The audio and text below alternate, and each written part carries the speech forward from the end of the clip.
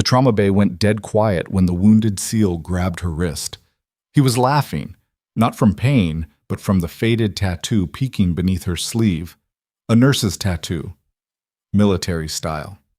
The kind that didn't belong on someone like her. "What is that, oi?" he said, loud enough for the whole ward to hear. "You steal that off a dead soldier?" Nobody stopped him. Nobody defended her. What nobody saw, what nobody thought to check, was the 4-star Admiral standing just outside the doorway, staring through the narrow glass panel at that tattoo, his jaw tight, his eyes unreadable, because he had the exact same one. Before we go any further, if you've never been here before, hit that subscribe button right now, because this channel is where the stories that get under your skin actually live.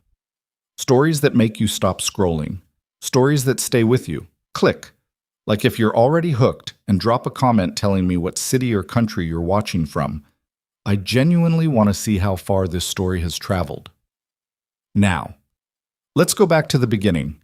The drive into coastal Harrow, Virginia took 40 minutes on a good morning and closer to an hour when the fog rolled in off the bay. Claire Weston made the drive every day without music, without podcasts, without anything except the sound of the road and the particular kind of quiet she'd learned to carry like a second skin. She was 41 years old, medium height, lean in a way that came from work rather than any deliberate effort. Her dark hair was pulled back in a knot that never quite held by the end of a shift. She wore the same brand of nursing clogs she'd worn for 6 years, plain navy scrubs and a long-sleeved undershirt even in July, because July in Virginia was still cooler than she needed to get into with anyone.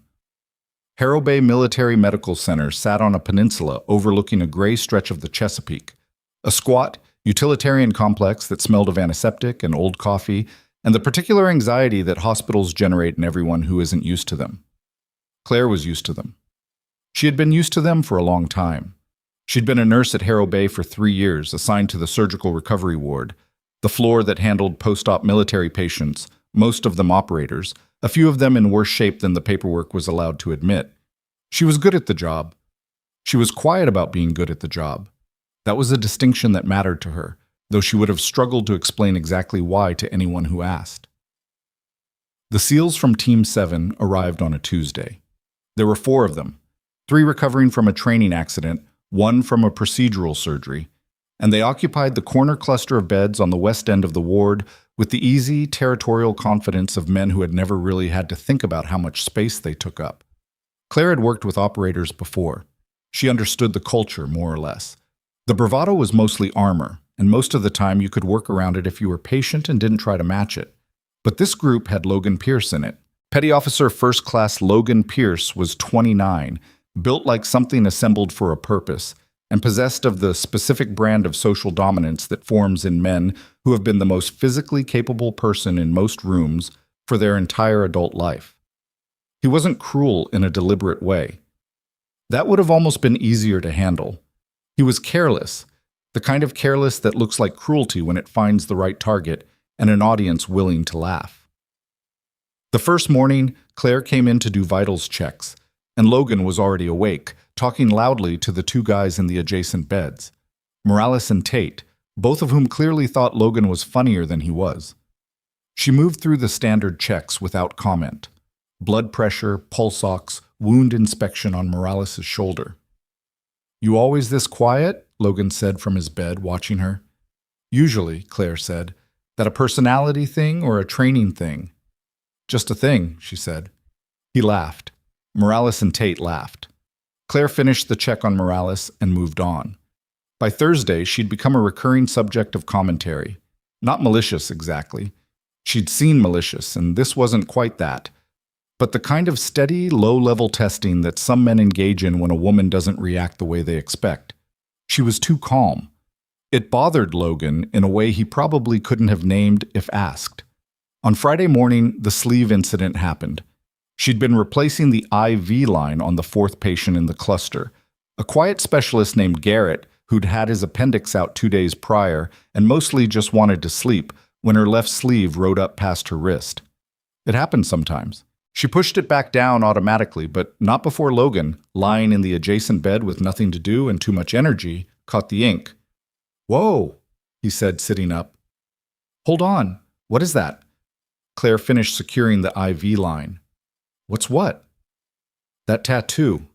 He was leaning forward now, forearms on his knees. Roll up your sleeve. I'm in the middle of... Just for a second. He said it like it was reasonable, like it was nothing. I want to see it. She looked at him with the particular expression she'd developed over years of choosing battles. Not cold, not aggressive, just utterly level. Then she finished what she was doing, capped the line, and pulled her sleeve up about 3 inches. The tattoo was old. It had the slightly faded quality of ink that had been in skin for more than a decade, the lines not quite as sharp as they'd started. It was a small, dense symbol, geometric, layered, specific, not decorative. It carried weight in the way that symbols do when they're earned rather than chosen from a catalog. Logan's expression shifted. He knew military tattoos. Of course he did. He'd been around them his whole career, and this one was not right. Not wrong exactly, but wrong in the way of something that had been copied rather than given.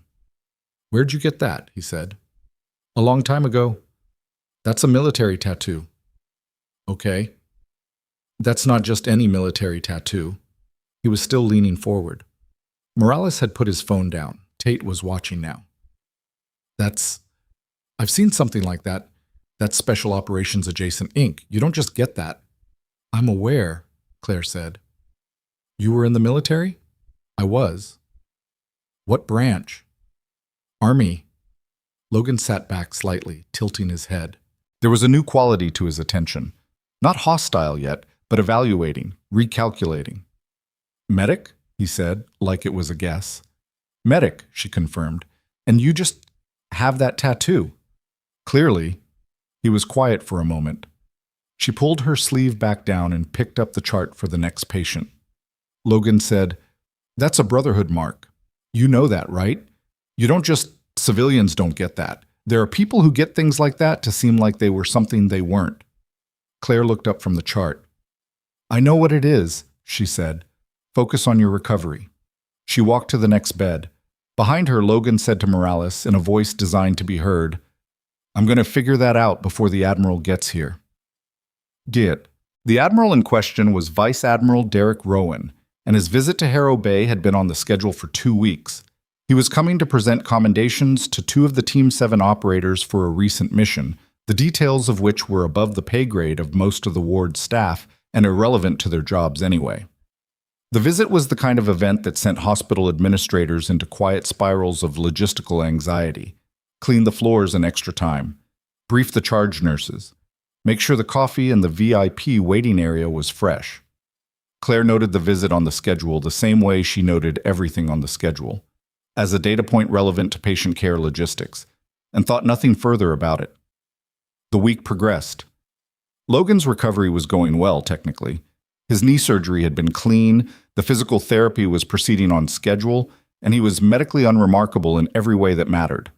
What was not proceeding was his fixation on Claire's tattoo, which had apparently lodged in some part of his brain that could not let a perceived anomaly go unresolved.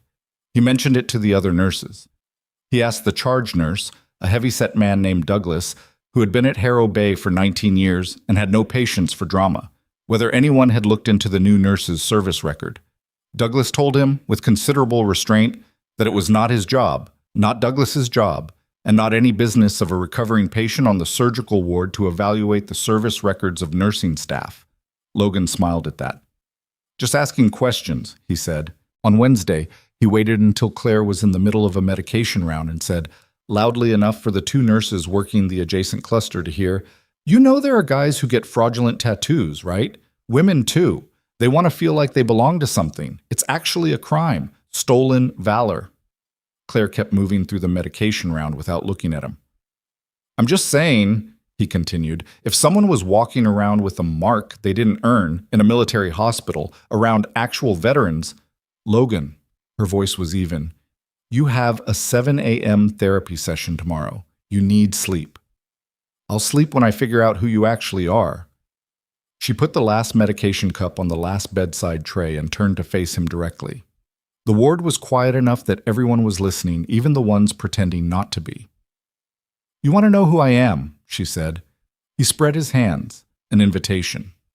I'm the nurse who's been keeping your fluid balance on track since Monday, making sure your post-op infection markers stay clean, and catching the fact that Garrett over there, she nodded toward the bed 2 down, was developing an early wound separation that would have set him back 2 weeks if I hadn't caught it during the Tuesday inspection. You were busy watching instead of minding your own business.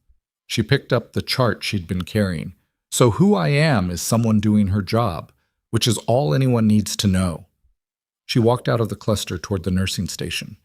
There was a short silence, and then Garrett said from his bed in a slightly hoarse voice, "She got you, man." Logan's jaw was tight. He didn't respond, but the next morning he was on his phone early. The catastrophe arrived on Thursday, 4 days before the Admiral's scheduled visit, and it arrived without warning the way the worst things usually do. It started with a routine morning check. SEAL Chief Petty Officer Warren Briggs had been admitted 5 days ago with a shrapnel wound to his left side, treated, clean, healing normally by every metric the team had run. Briggs was 44, quiet, the kind of operator who had been around long enough that the bravado had mostly burned off. He was not in Logan's cluster. He was in the single bedroom at the end of the hall because he'd requested privacy, and the hospital had a policy of accommodating requests from senior enlisted when space allowed. Claire checked on him at 07:15 as part of her first round. He was sitting up in bed, which was normal. He had the slightly gray color that she registered before she registered anything else, which was not normal. "Morning," she said, moving to his bedside. "How are you feeling?" "Tired," he said. "More than yesterday." "Pain level?" "Same. Maybe—" He stopped. His hand went to his side, not clutching but pressing, like he was feeling for something. "Actually, different." She was already reaching for his vitals cuff. Blood pressure, 94/58. She kept her face still and took his pulse manually, rapid, weak, the kind of pulse that is working too hard because the system is losing pressure from somewhere. "When did this start?" she said. "Hour ago, maybe less. I thought I was just tired." He looked at her. Operators were good at reading people, and he was reading her right now. "It's bad, isn't it?" "I need to get Dr. Farrell in here," she said, already moving to the call panel. She hit the button and told the ward clerk to page Farrell, trauma stat, and while she was doing that, she was also pulling the chart, looking at his last post-op imaging from 2 days ago. The shrapnel wound had been in his left flank. The imaging had been clean, but shrapnel wounds had a way of creating complications that didn't announce themselves until they became crises. And right now, Warren Briggs was presenting with every sign of internal hemorrhage. She got Farrell's voicemail. She paged the attending.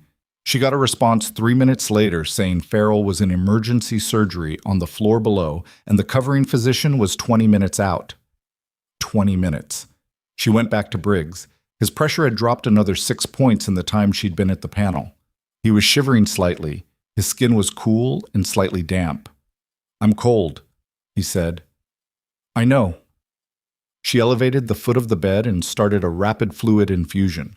The standard move, by time, by pressure, and she was thinking very fast and very clearly in the way she'd learned to think a long time ago in conditions that were nothing like this and exactly like this. She checked the wound site. Under the dressing, around the healing shrapnel entry, there was a firmness in the tissue that had not been there 2 days ago. Not at the surface, deeper. A hematoma expanding internally, probably from a vessel that the original repair had not fully addressed, and it was now compressing enough surrounding tissue to cause the hemodynamic instability she was looking at. The covering physician was 20 minutes away. Farrell was in surgery. Briggs's pressure was 88/52 and dropping. She had been in this specific category of situation before, not in a hospital, in a different kind of structure entirely, with different equipment and different ambient sounds, but the human body was the same in every context. And the thing that was happening to Warren Briggs was something she knew how to address. She went to the supply room and came back with what she needed. What she did in the next 11 minutes was not on the standard nursing scope of practice documentation. It was a battlefield medicine intervention, a specific technique for managing expanding internal hematomas using external compression and positional management that she had learned in a training program that most people in this hospital did not know existed, and which she had used in the field under conditions she did not think about in polite company. She worked with her hands and her focus, and the particular stillness that comes from having done difficult things in worse circumstances. She talked to Briggs while she worked, not distracting chatter, but the specific low-voiced, steady talk that keeps a patient anchored, that says, without saying it, I am not panicking, and therefore you don't need to either. Tell me something, she said, something that has nothing to do with any of this. Briggs, working to breathe evenly, said, I have a daughter, 12. She wants to be a marine biologist. Good career, Claire said. Stable funding cycles in the last decade. She's obsessed with bioluminescent organisms. Smart obsession. There's still a lot we don't know there. She adjusted pressure, checked his pulse. Stronger. Not strong, but stronger. What's her name? Haley. Haley's going to give a great talk at a conference someday. You should make sure you're in the front row. She held position, watching his color. Stay with me, Chief? Staying, he said. His voice was steadier. When Dr. Farrell arrived, having been pulled out of the surgery below by a second urgent page, Briggs's pressure was 96/61 and holding. The resident who came with Farrell looked at the vitals, looked at what Claire had her hands positioned doing, and said with visible confusion, What? External compression on an expanding hematoma, Claire said. He was in free fall. I stabilized him for transport. She stepped back as Farrell moved in. Left flank, deeper than the imaging showed. Probably a secondary vessel. Farrell assessed rapidly, ordered immediate transport to surgery, and then paused and looked at her. What technique is that? Battlefield compression, she said. TCCC variant. Farrell stared at her for a moment. Then he nodded once and turned to coordinate the transport. Briggs, being shifted to the gurney, reached out and caught her wrist briefly with one hand. He didn't say anything. He didn't need to. The surgery took 3 hours. Briggs came through it. The vessel had been a secondary branch that the original repair had clipped but not fully secured. The kind of thing that could go weeks before causing a problem, except that it hadn't gone weeks. The surgical team documented that the patient's condition on arrival to the OR had been far more stable than the circumstances warranted. Farrell wrote up a clinical note that was specific about the intervention that had been performed before his arrival and the competency level it implied. That note moved upward through the administrative structure faster than most notes did. By the time it reached the desk of the ward's medical director, Dr. Pauline Kessler, she had read it twice and was sitting with a particular stillness that people who knew her associated with either deep thought or impending institutional decisions. The note landed on other desks too. One of them belonged to a liaison officer from the Naval Command structure that oversaw the hospital's relationship with the operational units it served. The Admiral's visit was still 4 days away, but the liaison officer made a phone call that afternoon. On the ward, Logan Pierce had heard about Briggs. The ward wasn't large. Information moved. He'd heard that the nurse, Claire, had done something, some kind of intervention, that the doctors were describing in terms usually reserved for people with considerably more training than a floor nurse. He sat with that information for most of the day. It troubled him in a way he didn't want to examine too closely, because examining it would require him to acknowledge something he had been systematically avoiding since Friday morning, which was the possibility that he was wrong about her. Instead, he did what people do when they're not ready to be wrong. He reframed it. That evening, when the ward was quiet and Claire was doing her last chart documentation at the nursing station, Logan pushed his wheelchair to the station's counter. He wasn't supposed to be moving independently yet, but he was stubborn about the chair, and said, So I heard about Briggs. She looked up briefly from the chart. Good. He's out of surgery. He'll recover fully. I heard you did some kind of special procedure. I stabilized him until the surgeon arrived. That's my job. That's not standard nursing, Logan said. No, she agreed. He waited. She kept writing. Where'd you learn that? Training. What kind of training? She set the pen down and looked at him with an expression that was not quite patience anymore, but something adjacent to it. The kind that takes a long time, she said. The kind you don't talk about casually. Because it's classified. She said nothing. Logan leaned on the counter. His expression was different now. Not the practiced ease of the first few days, but something more uncertain, less rehearsed. Look, he said, I'm going to find out. Before Admiral Rowan gets here, I'm going to find out what that tattoo actually is, and if it turns out you're wearing something you didn't earn, Logan, her voice was quiet. Chief Briggs has a 12-year-old daughter named Haley who wants to study bioluminescence. He told me while I was keeping him alive this afternoon. I want you to think about that while you decide what you're going to spend your energy on between now and when you're medically cleared. She picked up the pen. Now please go back to your bed before you put weight on that knee and undo 3 days of good surgical work. He stayed at the counter for another moment. Then he wheeled himself back. But she could see, in the set of his shoulders as he went, that the thing he'd decided wasn't finished. It had just changed shape. And whatever he was planning to do before the Admiral arrived, he was going to do it. She returned to the chart. Outside the ward's narrow windows, the bay was black and flat, with a single light from a vessel somewhere in the deep water, barely visible, barely moving. She wrote the last of her notes for the night in her neat, compressed handwriting, the kind of handwriting you develop when you've spent time filling out forms in difficult conditions. And then she capped the pen and sat for a moment in the quiet before the next thing began. Her left wrist rested on the desk. Under the sleeve, the old ink sat in her skin the way it had for 12 years. Faded. Still there. The fluorescent light above the station buzzed faintly and then steadied. From down the hall, a monitor alarm beeped twice and then went silent as one of the night nurses checked the source. Standard, routine, the ordinary machinery of a ward at night. Claire picked up the next chart.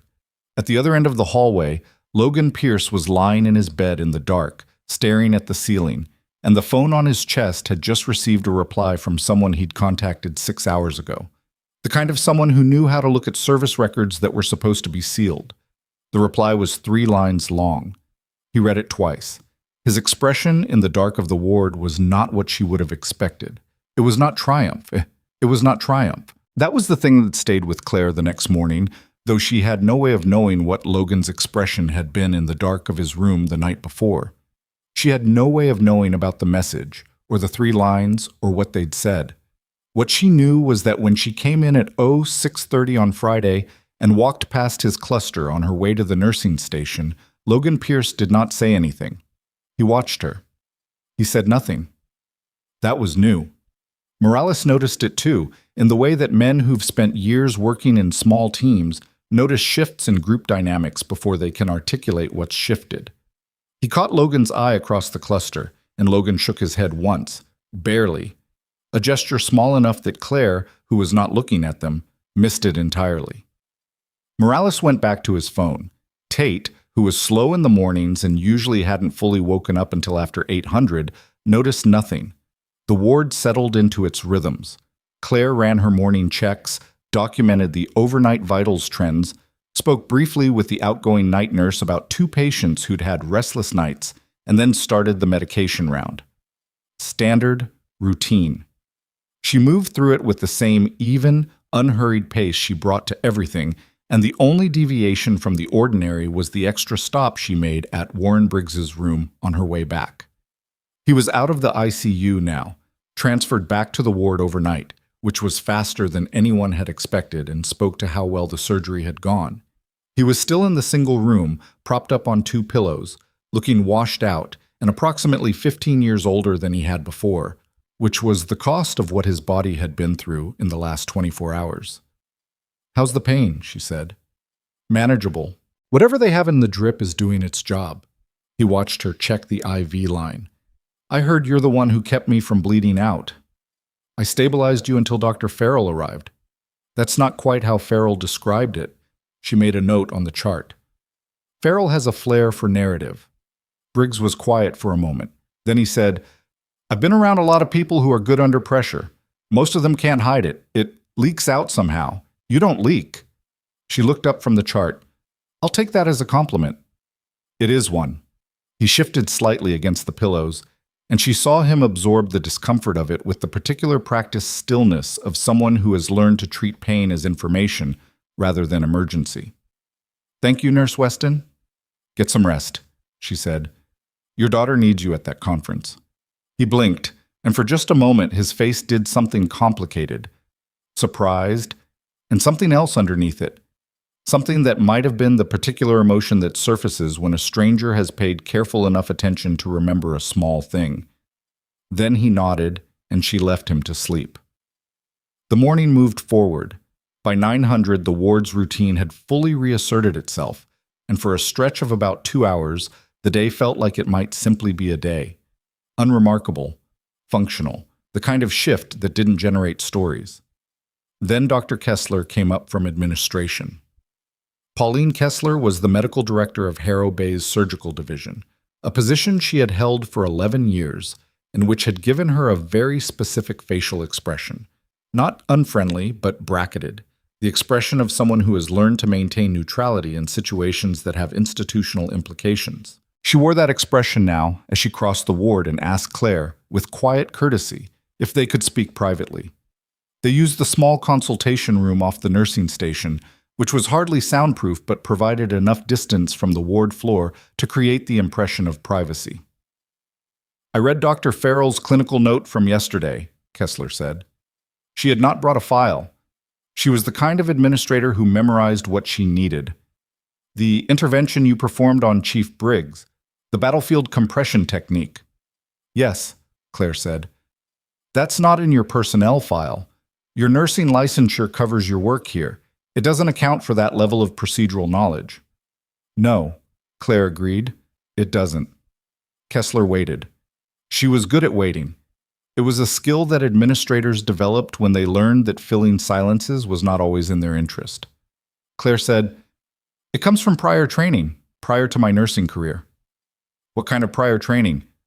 "The kind I'm not going to detail in this room." She kept her voice level, not hostile, not apologetic. "It's outside the scope of what affects my ability to care for patients here. If anything, yesterday suggests it's an asset." Kessler looked at her for a long moment. Whatever she was evaluating, the process was internal and gave nothing away. Then she said, "Farrell's note will go into the record. There may be questions from the credentialing committee about scope of practice." "I understand. And I need you to understand that even in an emergency context, performing procedures outside your documented scope creates liability exposure." "I understand that too," Claire said. "And Chief Briggs is alive." She let that sit for exactly 1 second, not combatively, but factually. "I'm not going to apologize for the decision. If there's a process I need to go through, I'll go through it." Kessler nodded slowly. "The Admiral's visit is in 3 days," she said, and there was something underneath the words that Claire couldn't quite read. Not a warning, but a marker of some kind. Something being noted. "I'm aware," Claire said. They walked back out to the ward. Kessler paused at the nursing station, spoke briefly to Douglas about the morning's admissions, and left. Douglas watched her go and then looked at Claire with the expression of a man who has worked in hospitals long enough to know when the institutional ground is shifting. "You okay?" he said.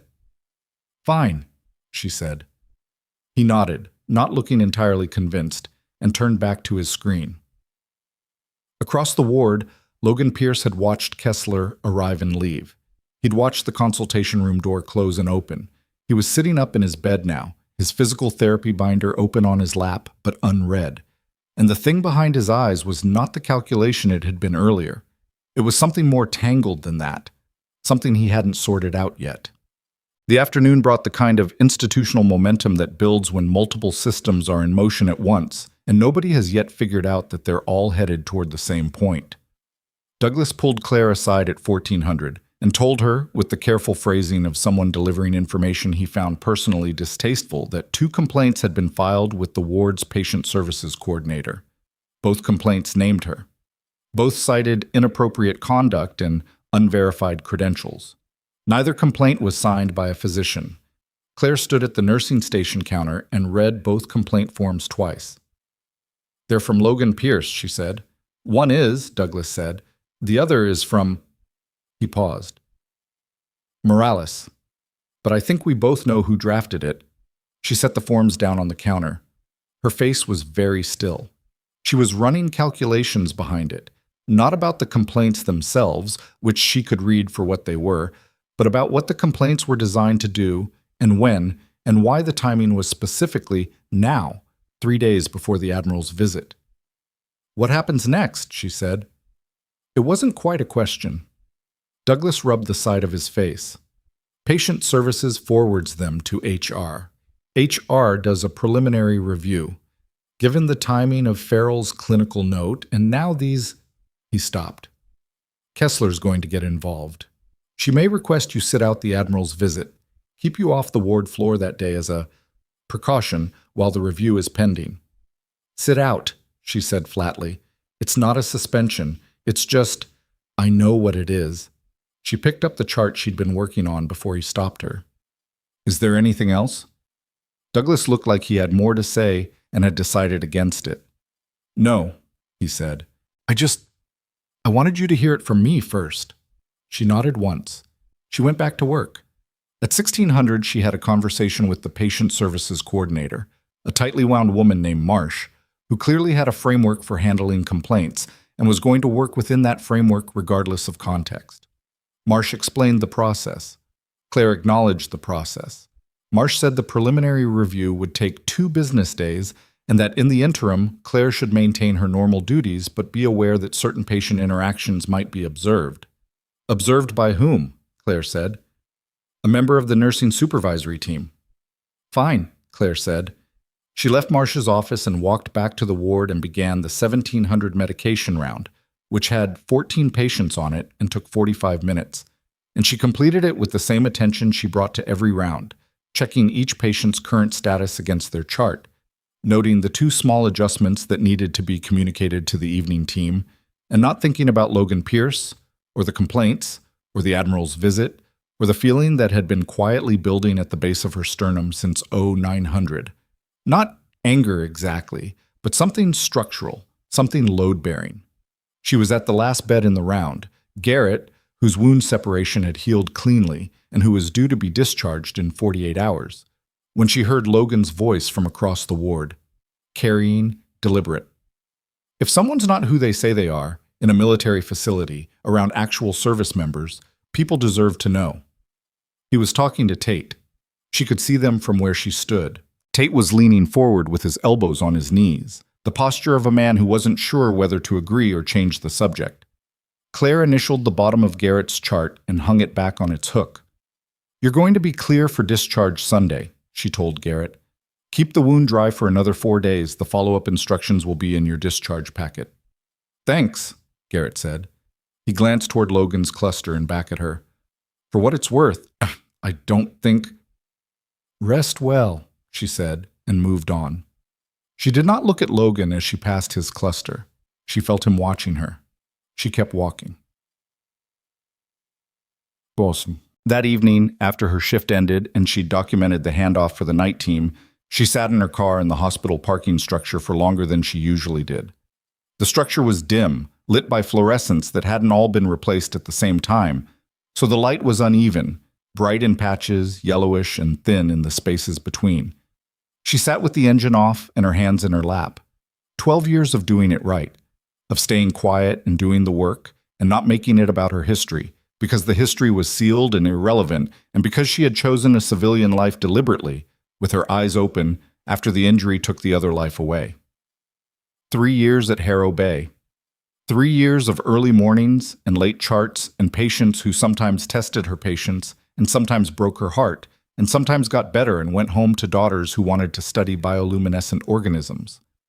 She was not angry at Logan Pierce in any simple way. She had known men like him. She'd served alongside some of them. The bravado was real, and so was the competence beneath it. The problem was when those men couldn't separate the two, couldn't conceive of competence that didn't announce itself in the registers they were trained to recognize. What she was, sitting in the dim parking structure, was tired. Not physically. The other kind. She started the car. The drive home took 40 minutes. She made it in something closer to 35 because the roads were quiet and she needed to move. Saturday began badly and got worse by degrees. The preliminary observation protocol started at 700. A supervisory nurse named Ida Pollack, pleasant and professional and clearly uncomfortable with the assignment, trailing at a discreet distance during Claire's first morning round. Claire acknowledged her at the start of the shift, said, "I understand why you're here, and it won't be a problem," and then went about her work. Pollack documented on a tablet and said very little. At 0900, the ward received a transfer patient, a Marine Staff Sergeant named Okafor, who'd had a spinal decompression surgery at a facility in Richmond and been transferred to Harrow Bay for specialized follow-up care. The transfer paperwork was messy, the Richmond notes incomplete, and it took Claire 40 minutes to reconcile the medication list and flag 2 potential contraindications that the transferring facility had not caught. She documented all of it. Pollack watched. By 1000, Logan had been in physical therapy for an hour, and the ward was relatively quiet. The quiet was the kind that feels temporary, loaded, pending. It broke at 10:37. The ward's double doors swung open, and 2 men in Navy service uniforms walked in, neither of them with the bearing of administrative staff. They went directly to Douglas at the nursing station and spoke to him in low voices. Douglas's expression shifted through several configurations in a short time. Surprise, calculation, something that might have been relief or might have been dread. And then he straightened and said, loudly enough for the nursing station to hear, that he needed to speak with Nurse Weston immediately. Claire was in the middle of Okafor's care plan documentation. She came out of the alcove where she'd been working and looked at Douglas and the 2 men. The senior of the 2, a commander, his insignia indicated, said, "Nurse Weston, I'm Commander Albright from Vice Admiral Rowan's staff. The Admiral has requested a conversation with you prior to his Monday visit. He'd like to meet with you today, if you're available." The ward was not large. The ward carried sound. Ida Pollack had her tablet lowered at her side. Douglas was watching Claire with an expression she couldn't entirely read. Somewhere behind her, she heard the faint sound of Logan Pierce's physical therapy session ending. The specific quality of footsteps and equipment sounds that meant he was being wheeled back to the ward. She looked at Commander Albright. "Today," she said. "This afternoon, if possible. 1400, off-site. His vehicle will be outside at 1345. She thought about the care plan she'd been building for Okafor, which was not finished. She thought about the observation protocol and Ida Pollack's tablet. She thought about 3 days until the official visit and what it meant that the Admiral's staff was here now. "I'll need to brief the afternoon team on a transfer patient before I leave," she said. "Of course," Albright said. Logan had been returned to his cluster. She felt him behind her, his stillness, the quality of his attention, without looking. She turned back toward the documentation alcove. "Give me an hour," she said. She was back on the ward by 1730. She didn't discuss where she'd been, and no one directly asked because the afternoon shift had enough going on.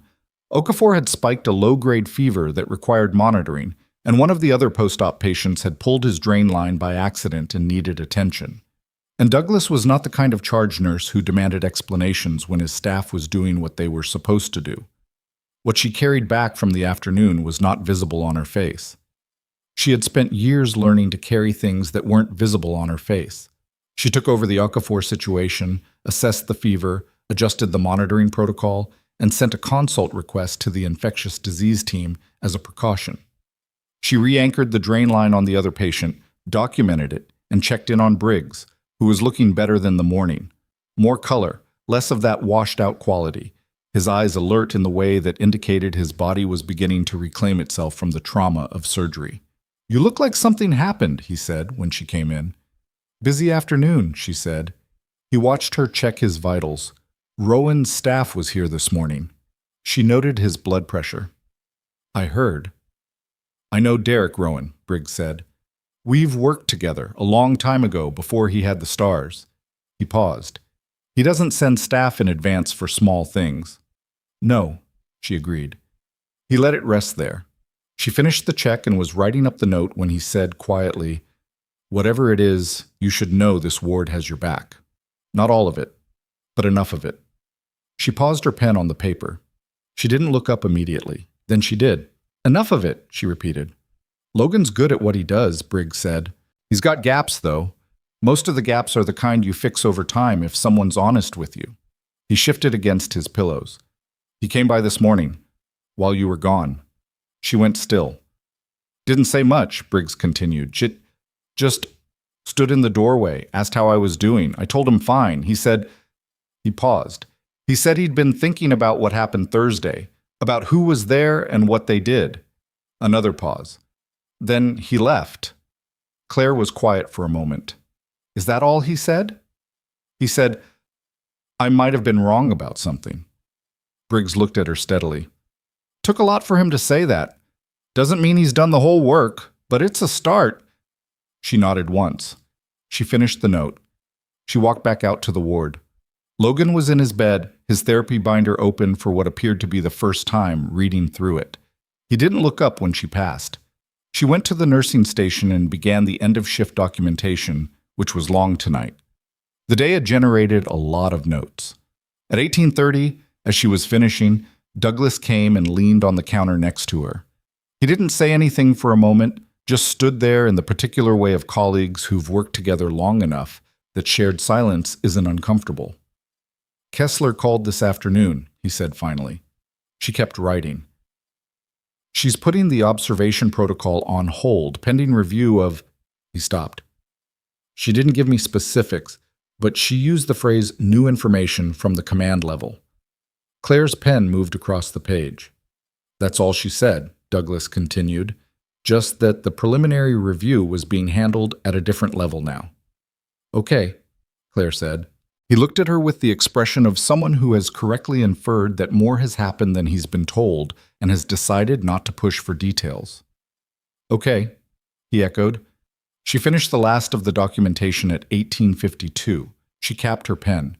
She gathered her things from her locker, jacket, keys, the water bottle she never remembered to drink from until she was in the car. And she walked back through the ward on her way to the exit because it was the shortest route, and she always took the shortest route. She passed Logan's cluster. He was awake. The binder had been set aside. He was looking at the ceiling, not the purposeless stare of boredom, but the focused kind. The kind that goes somewhere specific and isn't great company. She didn't stop. She was 3 steps past his bed when he said, Weston? She stopped. He wasn't looking at her yet. He was still looking at the ceiling. Then he turned his head. In the low light of the evening ward, the overheads dimmed for the shift transition, the monitors throwing their small blue-green glows across the room. His expression was something she hadn't seen from him before. Not contrite, exactly. Not there yet. But stripped down in a way that the daytime performance hadn't been. I put in complaints, he said. You probably already know. I do, she said. I'm going to withdraw them. He said it flatly, like a report. No embellishment. Tomorrow morning, both of them. She looked at him for a moment. Okay, she said. I'm not... He stopped. Tried again. I don't know the whole story. I know that now. I don't know what I don't know. He said it with the specific difficulty of a man who is accustomed to knowing things. No, she agreed. You don't. He held her gaze. Whatever that tattoo is, he said. I was out of line. She considered him.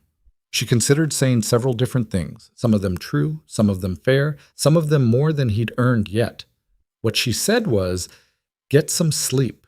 You've got the final therapy assessment Monday morning. She walked out of the ward. Behind her, the monitors hummed. The evening shift settled in. The bay outside the windows was dark now, the single light she'd seen the night before no longer visible, the water just a flat black absence beyond the glass.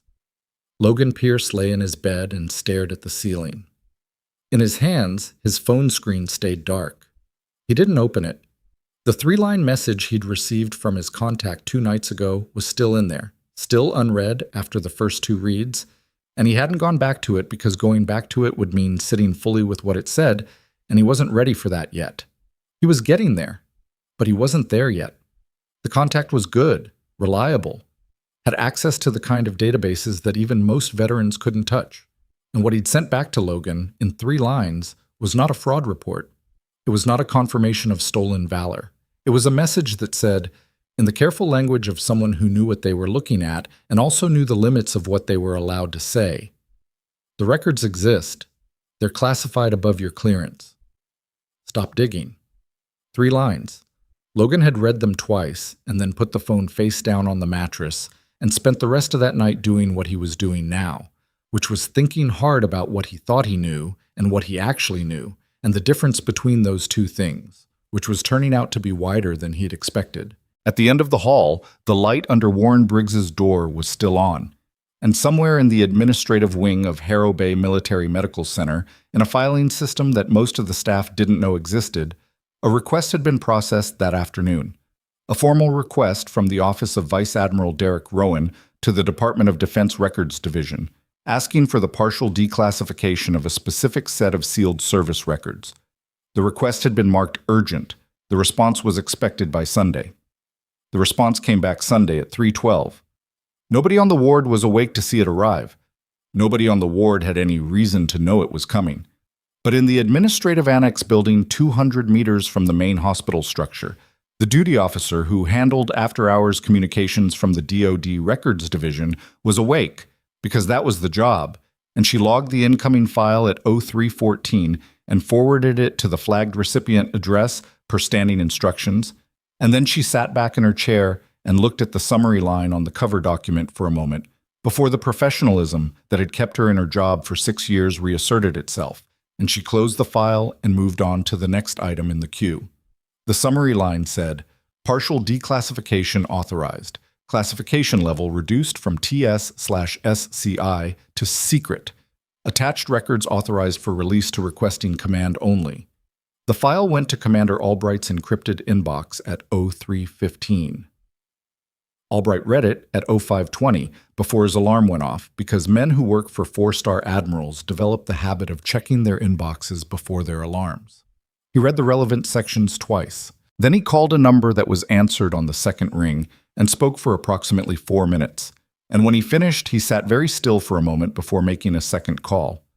None of this was known to Claire Weston, who woke at 5:45 in her apartment 14 miles from Harrow Bay, made coffee she barely tasted, and sat at her kitchen table for an hour before getting dressed. The apartment was small and clean and had almost nothing on the walls. She had lived in it for 3 years and had never quite made it into a place that looked inhabited in any personal sense. There was a bookshelf, and there was a photograph on the kitchen counter, not displayed prominently, just sitting there, of 4 people in full combat gear in a place that looked like the end of the world. The photograph was old. The edges were worn. She looked at it while she drank her coffee. Then she rinsed the mug, put it in the dish rack, and drove to Harrow Bay. Sunday on the surgical ward was quieter than weekdays. Fewer administrative personnel, reduced PT schedules, the particular institutional stillness of a facility running on its minimum viable staffing.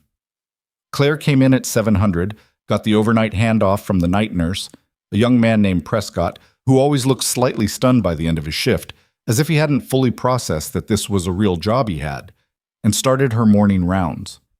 Briggs was improving visibly. He ate breakfast, which was a meaningful data point, and asked her what day the Admiral was coming. She told him Monday. He nodded as if this answered a question he hadn't quite asked. Logan was in physical therapy by 0800. The Sunday session was shorter than the weekday ones, 40 minutes with the PT tech rather than an hour with the full therapist. And when he came back, he was quieter than he'd been all week, a different quality of quiet than the earlier performance. He didn't look at her when she passed. Not avoidance, exactly, more like someone who is managing a private reckoning and hasn't yet landed anywhere stable. He'd withdrawn the complaints. Douglas had confirmed it at the start of the shift, relaying it with the careful neutrality of a man who understood the political terrain and had no desire to map it out loud. Both complaints removed. Morales's too, which suggested Logan had made a call. Martian Patient Services had processed the withdrawals without comment, as was her job. The observation protocol remained suspended. Kessler had not communicated further. Claire completed her Sunday rounds, managed 2 minor complications. A fever that needed a revised antibiotic protocol, a patient whose discharge was delayed by a lab result that required a follow-up consult, and did her documentation with the focused attention she always brought to documentation. which was the part of nursing that most of her colleagues found tedious and she found stabilizing. The record was the truth of what had happened. The record mattered.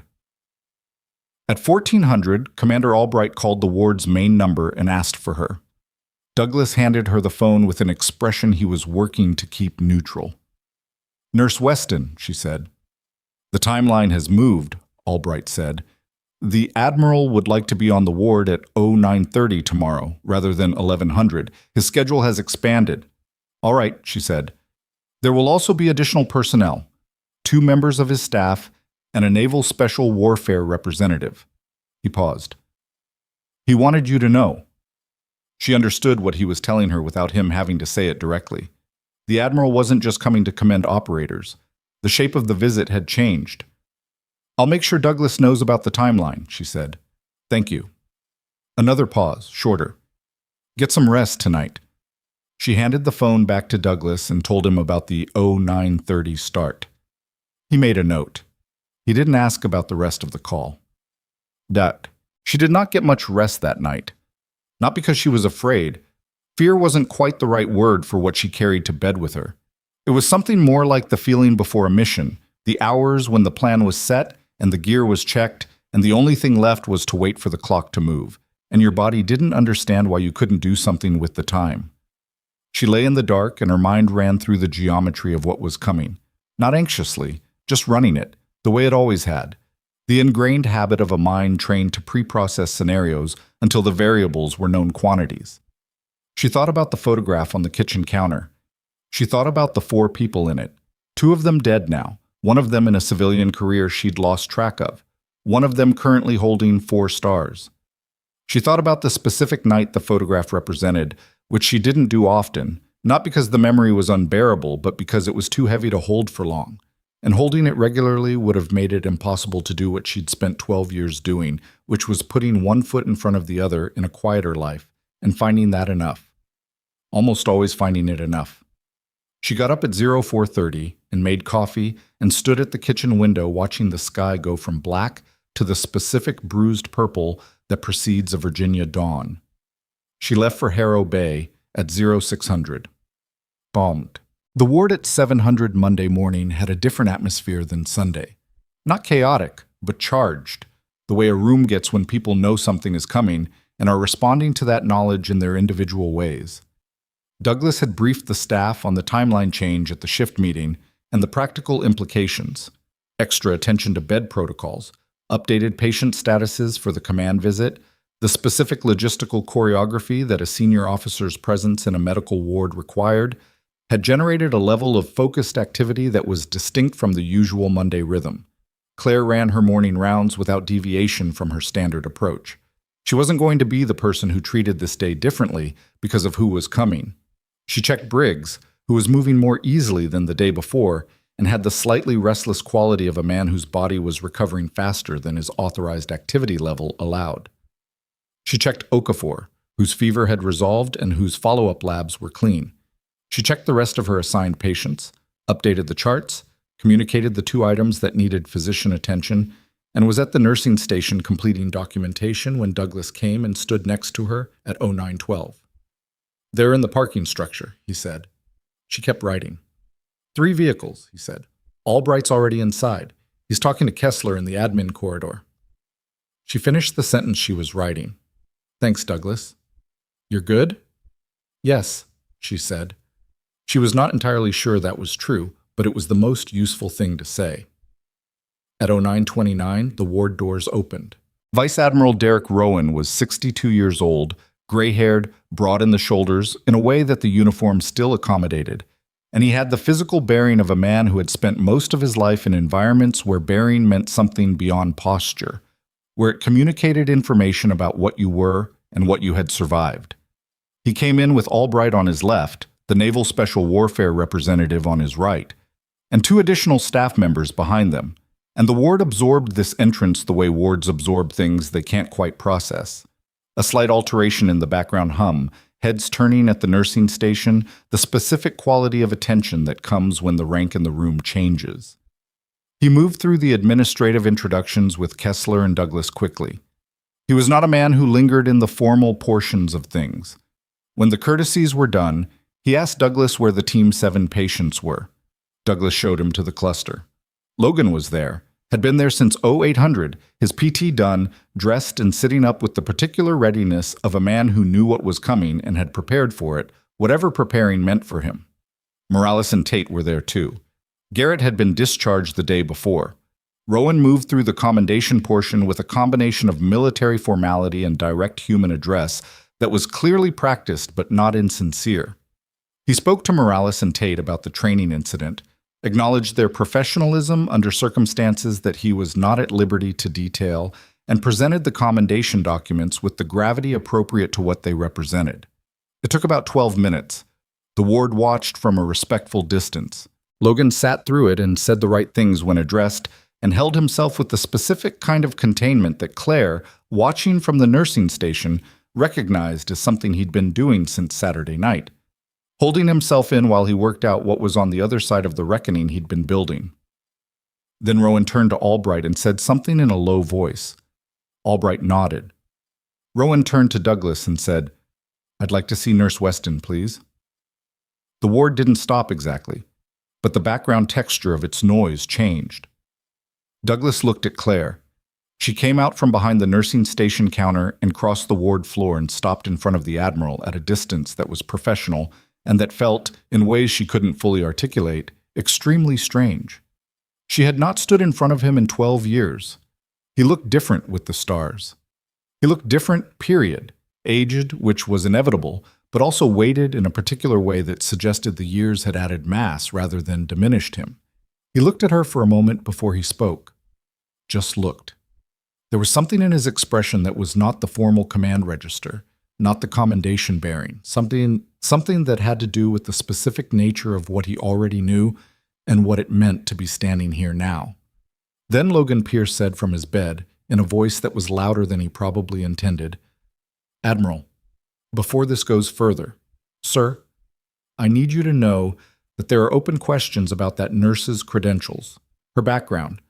There have been formal complaints, withdrawn pending review, but the issues they raised haven't—" "Petty Officer Pierce," Rowan's voice was quiet. It was the kind of quiet that has a bottom to it. "I'm going to ask you to hold that." Logan's jaw went tight. "Sir, with respect, that wasn't a suggestion." Silence. Rowan turned back to Claire. In the silence of the ward, in the particular stillness that follows when someone of that rank uses that tone, he slowly reached toward his own left forearm. He had the sleeves of his service uniform rolled to the standard position. He pulled the left one back 2 inches further and held out his arm. The tattoo was old, older than Claire's.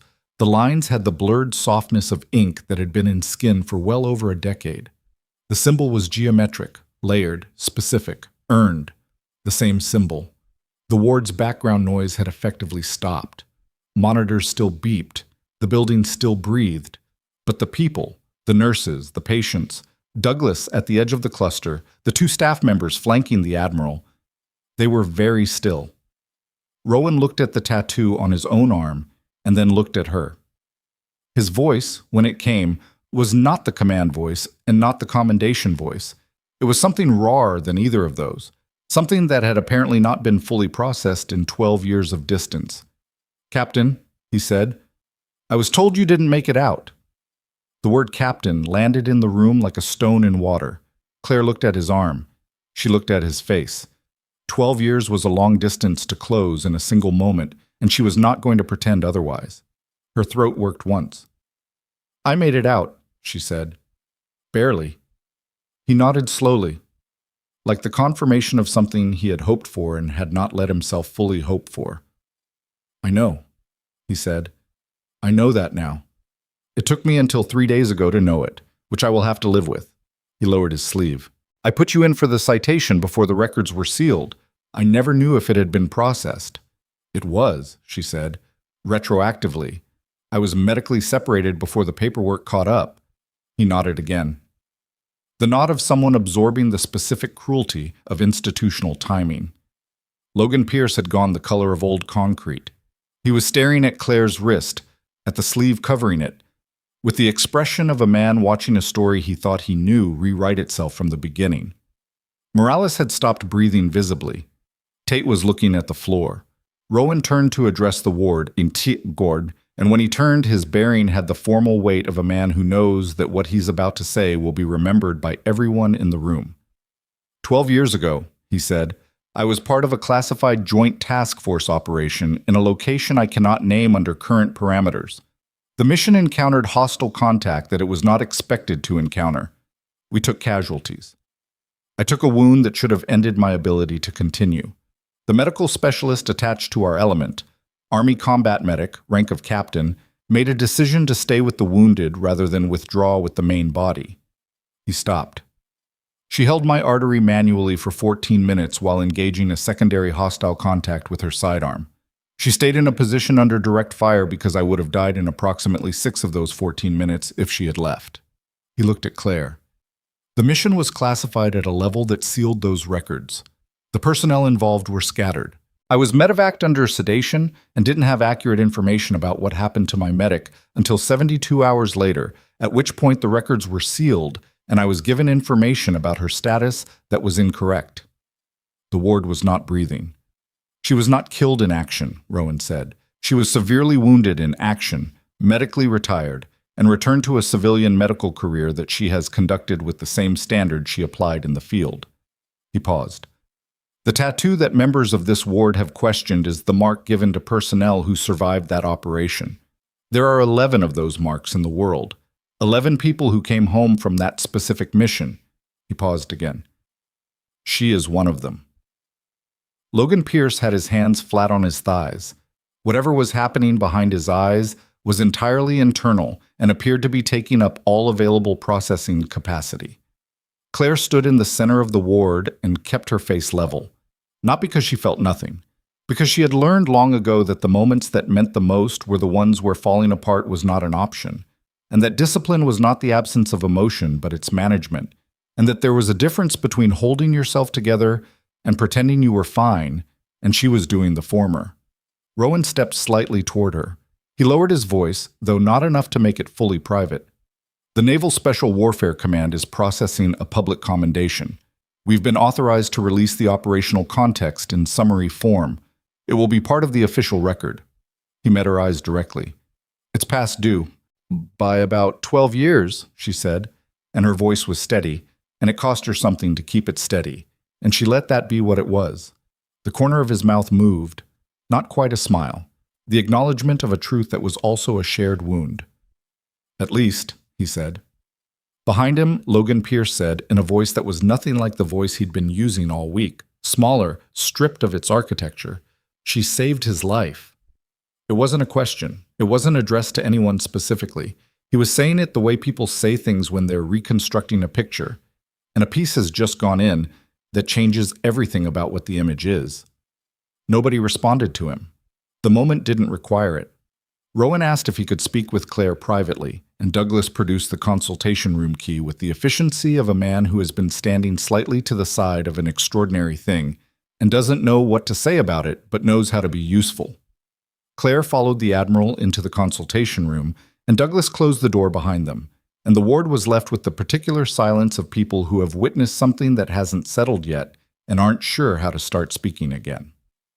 The consultation room was unchanged from every other time she'd been in it.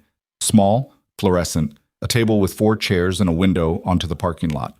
Rowan set his cover on the table and sat down, and she sat across from him, and for a moment neither of them said anything, which was fine because this was not a meeting that needed to begin with small talk. "Tell me what happened after the medevac," he said. "The injury was to my left hip and lower spine," she said. "Shrapnel. The nerve damage was partial. I recovered more function than they projected initially.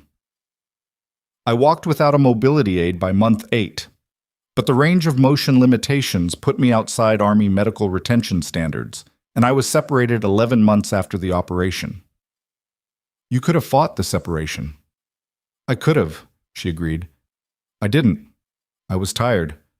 She said it simply, without apology. "I decided a quiet career was what I wanted. I went back to school. I got my nursing license. I've been at this kind of work ever since." Rowan was watching her with the specific attention of someone who is listening for what's underneath the words as much as the words themselves. Any regrets? She thought about it honestly, which she appreciated being given the space to do. Some, she said, not about the choice, about what the circumstances that created it. She paused. I don't think about the operation often. When I do, I think about the people who didn't make it out, not about what I did. He nodded. He understood that, she could see. He was built from similar material. Torres, he said. Martinez. And Sergeant Park, she said. He was quiet for a moment. Yes. And Park. He straightened slightly in his chair. The commendation is going to be public. It won't carry operational details. Those remain classified above secret, but the citation will be clear about the nature of the action it recognizes. Your name, your rank at the time of service, what you did in general terms. He looked at her. I should have made this happen a long time ago. I'm not going to make speeches about why I didn't, because none of them are going to satisfy either of us. What I can tell you is that it's happening now. Okay, she said. That's it? Okay. What else would I say? He looked at her for a moment. Then something in his expression shifted, just briefly, into something that had nothing to do with rank or protocol. How are you? He said. Not the greeting, the actual question. She looked at him across the small table. I'm fine, she said. I mean that more than people usually mean it. He studied her. I believe you. Good. He reached into the inner pocket of his jacket and set a folded document on the table. This is a copy of the declassified portion, for your records. The original goes through the official channel. He tapped it once. There's something else I want to discuss. There's a position, a medical advisory role, special operations support, civilian appointment. Good work. Meaningful work. The kind that uses what you actually know rather than a fraction of it. He paused. I'm not asking you to commit to anything now, but I want to put it in front of you. She looked at the document, not the Admiral. I'll think about it, she said. He nodded once. He stood, picked up his cover and moved to the door, and then stopped with his hand on the frame and turned back. One more thing, he said. Petty Officer Pierce. Her expression didn't change. What he did was wrong, Rowan said. I'm not going to minimize that. His conduct toward medical personnel on this ward will be reviewed formally, and that review will have consequences. He held her gaze. But you should know. The contact he reached out to when he was trying to look up your records. The response he got back was classified above your clearance, stop digging. He didn't bring what he found to the media. He didn't escalate. He came in to withdraw those complaints before I arrived. He paused. I'm not telling you what to do with that information. I'm just telling you what happened. She was quiet for a moment. I know, she said. Briggs told me. Rowan looked at her. Then he gave a short, quiet exhale that was almost a laugh. Not at the situation, but at something in the geometry of it, the way these things move in circles. All right, he said. Get back to your ward, Nurse Weston. He walked out. She sat in the consultation room for approximately 90 seconds, long enough to look at the document on the table.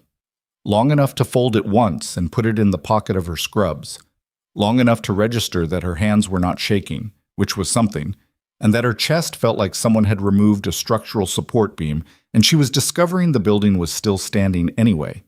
Then she got up, because patients didn't care about the geometry of anything except whether someone was coming to help them, and she was someone who was coming to help them. Oh. She came out of the consultation room to find the ward in a state she hadn't quite expected.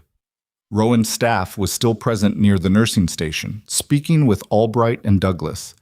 Kessler had appeared from somewhere and was standing to one side with the expression of a person recalibrating several institutional positions simultaneously. The Team 7 cluster was visible at the end of the ward, and something was happening there that wasn't the ordinary post-visit settling of a ward. Logan Pierce was on his feet. Not in the wheelchair, not in bed. On his feet, which was technically ahead of schedule, and which his knee was going to have opinions about later, but which appeared to be something he needed to do in order to do what he was currently doing, which was standing in the open space at the foot of Briggs's doorway. Briggs was watching him from the room with his arms crossed loosely. Not hostile, just composed. A senior man watching a junior one work through something he needed to work through. Logan's back was to Claire. She could see his shoulders, which had the particular set of a man who is doing something difficult that he has decided to do anyway. She couldn't hear what he was saying. The distance was too great. She was 3 steps into the ward when Morales moved into her peripheral vision. He was standing just outside the cluster boundary, and when she came abreast of him, he said quietly and without meeting her eyes, "I'm sorry, Nurse Weston. The complaint I signed. That was wrong." She stopped. She looked at him. He was in his mid-30s, brown-skinned, with the face of someone who had seen enough to know better and had briefly not done better, which was a category that encompassed a substantial portion of the human population. He was not comfortable, and he was not trying to seem comfortable, which was the right call. "Okay," she said. He looked up. He'd expected something more, or possibly less. Just not okay, simply delivered. "I mean it," he said. "I know," she said. "Move forward." She kept walking. Briggs saw her coming, and his expression changed. Not dramatically, just a slight easing, the way faces ease when something that was tense resolves. Logan turned when she was about 10 feet away, and she saw his face properly for the first time since the Admiral had walked out. He looked like someone who had been through something and hadn't had time to reconstruct his usual architecture yet. The performance was down. She wasn't sure he could have put it back up if he'd tried. He started. "Sit down," she said. "You're going to regret standing on that knee." He didn't sit down immediately because he was Logan Pierce, and sitting down when told to was not yet instinct, but he shifted his weight off the surgical leg and leaned against the wall, which was a compromise she chose to accept. "The Admiral told us," he said, "after you went in with him. He briefed the whole ward." She looked at Briggs. Briggs confirmed this with a slight nod. "Everything?" she said. "The operational summary," Logan said. "What you did. What the tattoo is." He was looking at her with an expression she didn't have a quick word for. Not awe exactly, because awe had a distance to it. And this was something closer and more uncomfortable than that. 14 minutes, he said. Under fire. She said nothing. "I said," he stopped, started again. "I said a lot of things on this ward that I had no business saying. I made assumptions I didn't earn. I filed complaints that were—" He shook his head once, sharply, the way you shake off something you don't want to catalog out loud. "I'm sorry. That's the short version. The long version." "The short version is enough," she said. He looked at her. Something in his jaw moved. "It's not nothing," he said. "What I did." "No," she agreed. "It's not nothing." He absorbed that. She let him absorb it. She wasn't going to make it easy by telling him it was fine because it hadn't been fine, and she wasn't going to make it harder by cataloging it back at him, because that wasn't useful either. "What happens now?" he said. She considered the question. "To you, specifically, there's going to be a formal conduct review. The Admiral mentioned it. I don't know the details." He nodded. He'd expected that. "To the ward," she said. "We go back to work. Same as any other day." Briggs made a short sound that was not quite a laugh, but was adjacent to one. "That's it?" he said. "After all this, that's what you've got?" She looked at him. "What do you want me to say?" He considered. "Nothing," he said. "Nothing is the right answer." He looked at Logan, who was still leaning against the wall with his face doing its complicated processing. "You gonna be okay, Pierce?" Logan was quiet for a moment. He was still looking at Claire, and his expression had the quality of someone who is looking at a thing that has changed shape and is trying to figure out what shape it has changed to. "Yeah," he said finally. Yeah."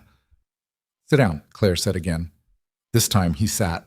She checked his leg without being asked, ran her hands along the knee structure, assessed the swelling, determined that he'd done no meaningful damage by standing, which she would not tell him directly because he would file it under vindication. "You're fine," she said, in a tone that communicated this was a medical finding and not an endorsement of the decision that necessitated it. He said nothing. He was watching her work with an expression she still didn't have a word for. She completed the assessment, made a note in her mental chart for the documentation she'd do at the end of rounds, and straightened up. She looked at Briggs once, a brief exchange that communicated several things between two people who had established a working shorthand over the course of a difficult week. And then she turned back toward the main ward. She had 6 more patients on her morning round. She was halfway down the hall when she heard Logan say something. She almost didn't stop. She was tired, bone-deep tired, the kind that the adrenaline of the morning had been suppressing and would stop suppressing very soon. And she had 6 patients and documentation and the rest of a shift ahead of her. But she stopped. "What?" she said, without turning around. His voice was quieter than she'd heard it all week. "How do you just go back to work? After something like that? How do you just—" He didn't finish the sentence, but she understood the shape of it. She stood with her back to him for a moment. "Practice," she said. She walked back to the nursing station. Kessler intercepted her 3 feet from the counter. The medical director had the look of someone who had arrived at a decision after a rapid institutional recalculation and was ready to communicate the output. "I want you to know that the credentialing committee review has been suspended," Kessler said, with the specific phrasing of someone choosing words carefully. "In light of—" "I understand," Claire said. Kessler paused. There was something else on her face. Not quite discomfort, more like a person looking for a formulation that covers what they actually mean. "I should have—" "Dr. Kessler." Claire looked at her directly. "I need to finish my morning rounds. There are 6 patients. Can we debrief later?" Kessler blinked. "Yes," she said. "Of course." Claire moved to the nursing station counter and pulled the next patient's chart. Douglas, at the adjacent station, said nothing. He handed her a pen when she reached for one. She took it without comment and started writing. From the far end of the ward near the main entrance, she heard the last of the Admiral's party moving toward the exit. The particular sound of several people in uniform leaving a space, the quality of formality departing. She didn't look up. And from the administrative corridor that connected the ward to the rest of the hospital, she heard something else. A different kind of sound, arriving rather than departing. Heels on linoleum. More than one set. Moving quickly. Douglas heard it too. He straightened. The corridor door opened, and a woman Claire didn't recognize came in. Hospital administration lanyard. The expression of someone carrying information that couldn't wait for a scheduled meeting. She went directly to Douglas and spoke in a low voice. Douglas listened. His expression shifted through 2 or 3 things in rapid sequence. Then he looked at Claire. "HR has an issue," he said carefully. "Not with you." He paused. The complaints that were filed and withdrawn. There was a 3rd complaint, filed this morning, not by anyone on this ward. She looked up from the chart. "It's from Regional Command," Douglas said, "about the patient complaints being filed and withdrawn, about the conduct of the personnel who filed them." He set his pen down. "And there's a separate notification from the DOD routed through the Admiral's office. It's addressed to you personally." He looked at the woman from administration. She nodded and handed over an envelope. Actual paper, sealed, with a DOD routing stamp and her name on it in typed text. Claire looked at the envelope. She looked at Douglas. She looked at the ward around her. The monitors, the patients, the afternoon light starting to move across the linoleum in the particular way it did when the day was tilting toward its second half. She took the envelope. She did not open it. She set it on the counter next to the chart she'd been working on, and she picked up the chart, and she kept writing where she'd left off. Douglas stared at her. "You're not going to open it?" "After rounds," she said. He opened his mouth, closed it, turned back to his screen. She finished the notation, hung the chart, and picked up the next one. But her left hand, resting on the counter beside the keyboard while she reviewed the adjacent chart's numbers, was resting next to the sealed envelope, and the morning light caught the DOD routing stamp on the outside, caught the small printed line beneath her name that she'd seen when she took it, that she hadn't let her face respond to in front of Douglas. It read, Commendation Citation, Award Ceremony Authorization. And beneath that, in a separate line, Naval Special Warfare Command, Office of the Commander. And beneath that, the part that had taken the air out of the room for a single private second. Classification, previously secret. Status, declassified for public record. Effective this date. She kept writing. She finished the morning rounds at 10:47. 6 patients, all stable.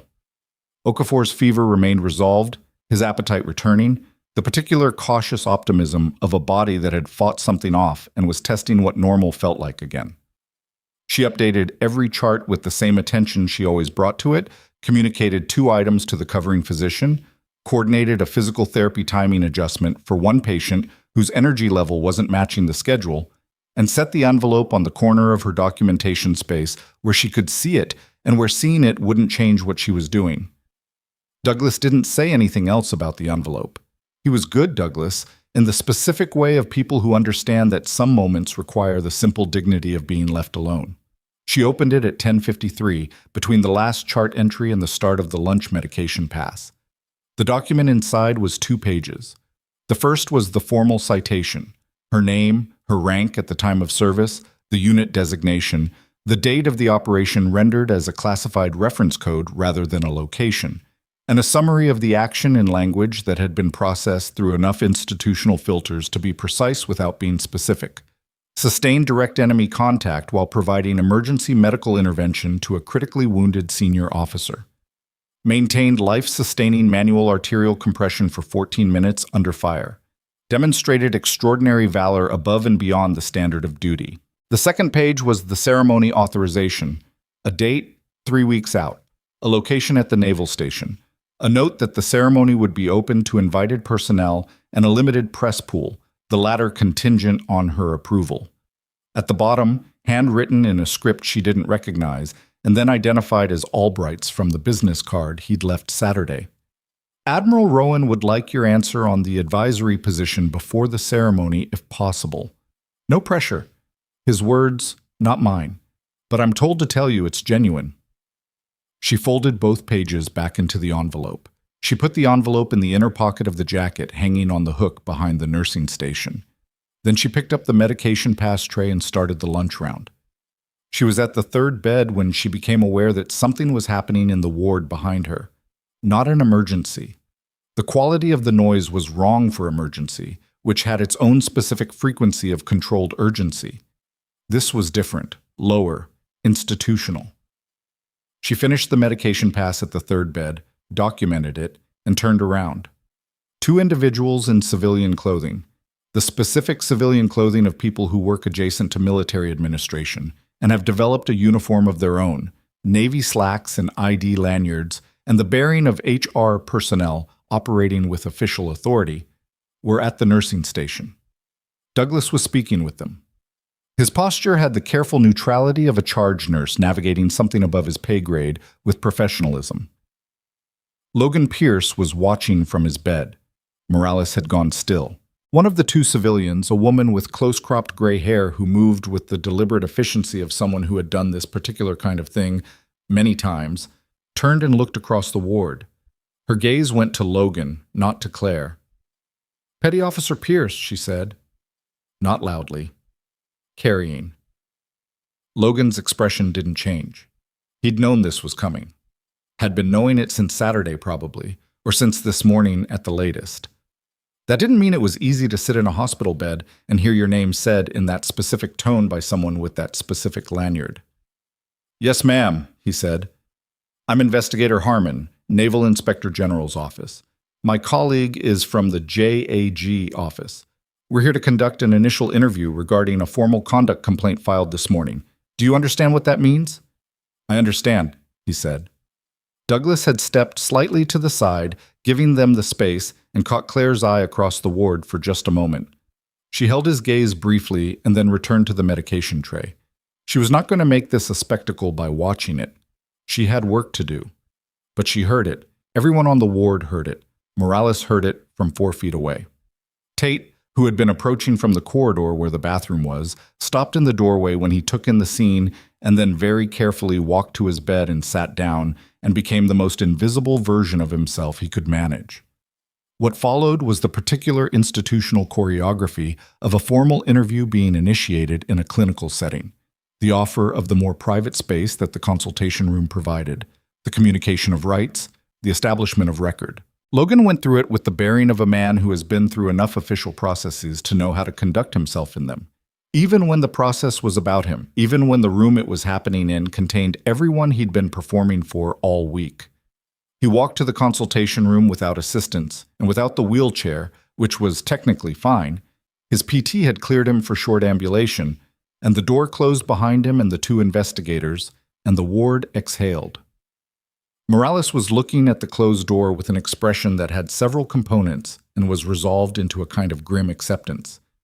Tate was studying his hands. Claire completed the medication pass.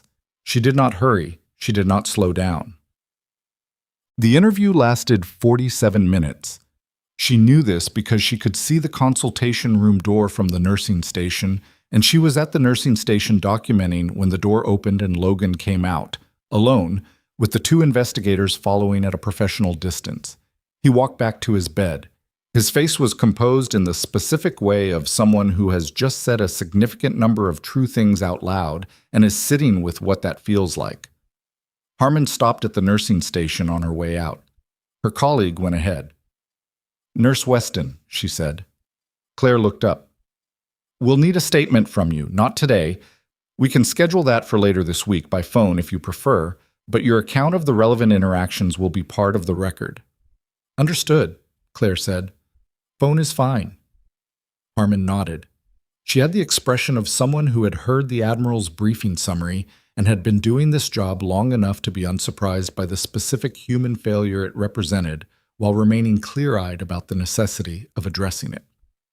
"For what it's worth," she said, and then stopped, apparently deciding against saying what it was worth, and instead just nodded again and walked out. Claire returned to her documentation. Across the ward, Warren Briggs, who had been awake and listening with the particular alert passivity of a man in a hospital bed who has nothing to do but pay attention, said quietly from his doorway, "How are you doing with all of this?" She looked at him. He was leaning in the doorframe, not supposed to be, technically, not yet, but nobody was going to make the argument today. "Ask me in a week," she said. "Fair enough," he said. The afternoon shifted the way afternoons do when the morning has been extraordinary and the body hasn't caught up yet. Hours that felt both too long and curiously compressed, the machinery of the ward running on its ordinary tracks while the people inside it processed something that was anything but ordinary. At 1400, Kessler came back. She and Claire used the consultation room again. The room was beginning to feel like a confessional, Claire thought. Not a religious thing, just the way spaces accumulate the weight of what has been said in them. Kessler sat across the table with a file this time. She opened it, looked at the top page, and then closed it and set both hands flat on the table, which was the posture of someone who has decided to skip the prepared language. "I owe you an apology," she said. Claire said nothing. She gave Kessler the space to say it properly. "When Farrell's note came through, my first instinct was protective of the institution, not of you." Kessler's jaw was tight. She was not comfortable with this and was doing it anyway. "The observation protocol, the preliminary review, those were standard procedures deployed in a non-standard way. I was managing liability instead of evaluating the situation. And then when the complaints were filed, you were following process," Claire said. "I was following process in a way that served the complaints rather than the facts." Kessler's voice was flat and even. She'd clearly had this argument with herself already and arrived at the same conclusion every time. "There's a difference. I know the difference. I didn't act on it." Claire looked at her. "What do you want from me, Dr. Kessler?" The directness landed. Kessler didn't flinch from it. "I want you to know that the credentialing review won't go forward. The observation protocol is formally closed. Your personnel record here will reflect an exemplary performance history with no pending items." She paused. "And I want you to know that I'm putting Farrell's clinical note in your positive record rather than as a scope of practice flag." "Okay," Claire said, "and I'd like to discuss expanding your scope formally.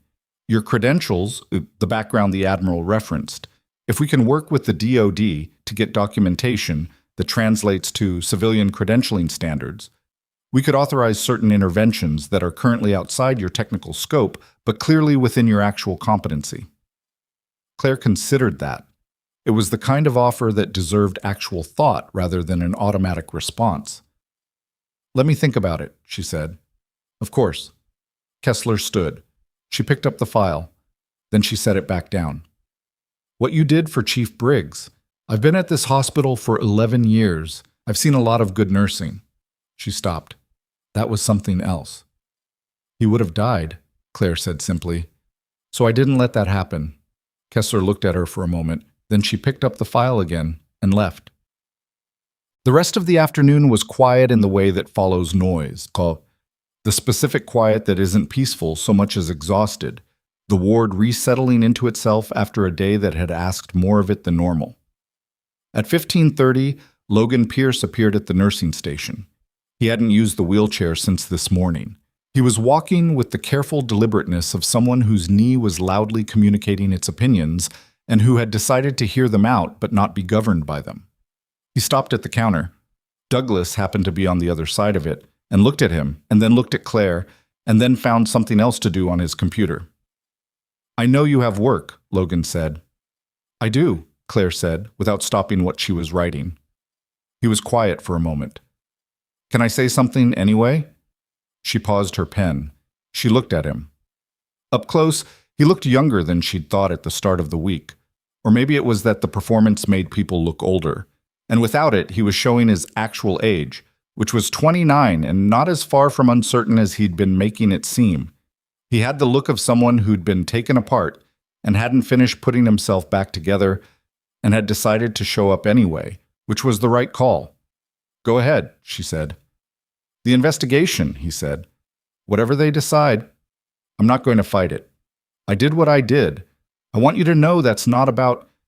I'm not doing the right thing because I got caught. I was already pulling the complaints when the IG showed up." "I know," she said. "Douglas told me, before the Admiral arrived." He absorbed that. Something in his face shifted. "You knew and you didn't. You just kept working. What would you have preferred I do with it?" He didn't have an answer for that. "The investigation will go where it goes," she said. "That's not my business. My business is this ward." She picked up her pen. "You're a good operator, Logan. Briggs told me that. Your record reflects it. None of that is what this week was about." He was very still. "What was this week about?" She looked at him directly. "You saw something you didn't understand and decided your first instinct about it was the truth. And then you worked backward from that instinct instead of questioning it." She paused. "You're not the first person to do that. You won't be the last. But you did it to the wrong person and in the wrong place and at the wrong time, and that's going to have a cost." "Yeah," he said. "I know." "You'll be discharged in 4 days," she said. "Make them count." He nodded once. He straightened. He walked back to his bed, still careful with the knee, and she watched him go with the detached professional attention she gave to all her patients' ambulation and not the other things she was also thinking, which she could catalog later, in the car, on the drive home. The cost began arriving in itemized form at 1700. Commander Albright called Douglas, not Claire, which was the appropriate protocol. She wasn't a command asset. She was a nursing staff member, and command communicated about her through the institutional channels. And Douglas relayed the content afterward in the quiet efficiency that had become their working mode for the afternoon. Logan's formal conduct review was being elevated. What had started as a standard harassment complaint review was now being handled by the Naval Inspector General's office directly, rather than unit command, which was a distinction with significant implications. His operational certification, the documentation that authorized him for deployment-eligible status, was suspended pending the outcome. His unit commander had been notified. The unit commander, Douglas relayed with a carefully neutral expression, had communicated that he was not surprised and had asked for a full copy of the ward documentation. Not surprised. Claire thought about what that meant, about what it suggested had been happening in Logan's operational environment, that his own commander had used that phrase. The harassment on the ward hadn't emerged from nothing. It had a history. The IG investigation might find it.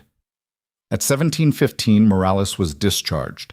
His surgical recovery was complete, the timeline was appropriate, and there was no medical reason to keep him further. He came to the nursing station to get his discharge paperwork, and when Claire handed it over, He took it and held it for a moment. "I'm going to do better," he said. She looked at him. "I mean it," he said. "I know that's not—" He stopped. "I know that doesn't fix it." "No," she agreed. "But it's not nothing." He nodded. He left. Tate was 2 days out from his own discharge. He spent the rest of the afternoon being almost ostentatiously helpful to the nursing staff, handing things, retrieving things, asking if anyone needed anything with the eagerness of a man trying to establish distance from a thing he'd been adjacent to. It was transparent, and it was real, and Claire let it be what it was. At 1800, she sat down to write her statement notes.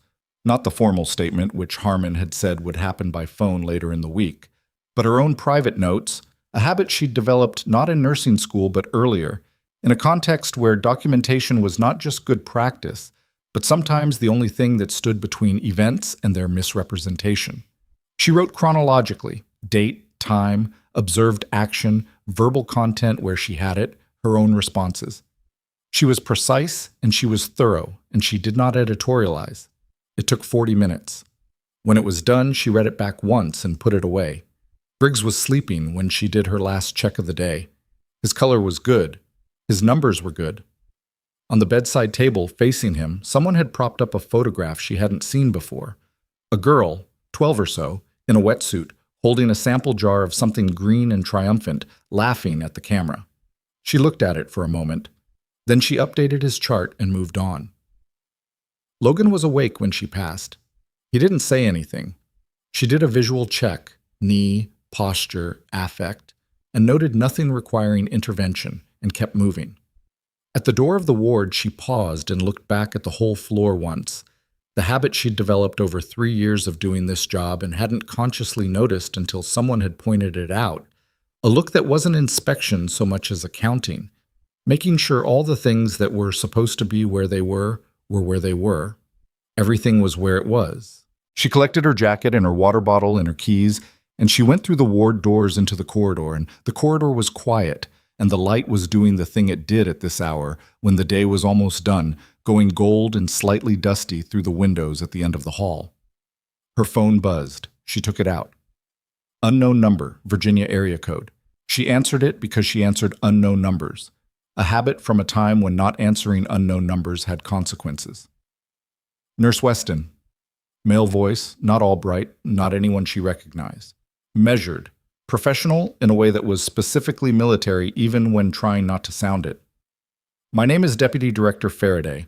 I'm with the Special Operations Medical Advisory Group under the DoD. I'm calling because we received a copy of Admiral Rowan's advisory position recommendation this morning." She stopped walking. "We'd like to discuss an alternate arrangement," he said, "one with a broader scope than what the Admiral proposed." She stood in the corridor for a moment, looking at the dusty gold light through the window at the end. "What kind of scope?" she said. "The kind that takes what you've been doing for the last 3 years and multiplies it," he said. "We have medical advisors embedded with operational units, people with your exact background, but there's a gap in how we're training the current generation of combat medics, and we think—" He paused. "We think you're the person who can close it." She hadn't moved. The light was changing as the day slid further toward evening. "How did you get this number?" she said. "Admiral Rowan," Faraday said. "He cleared it first. You can call his office to verify that before you tell me anything." She was quiet for a moment. "I'll call his office," she said. "Of course." He gave her a direct line that she wrote on the back of the medication schedule she still had in her jacket pocket from the afternoon round.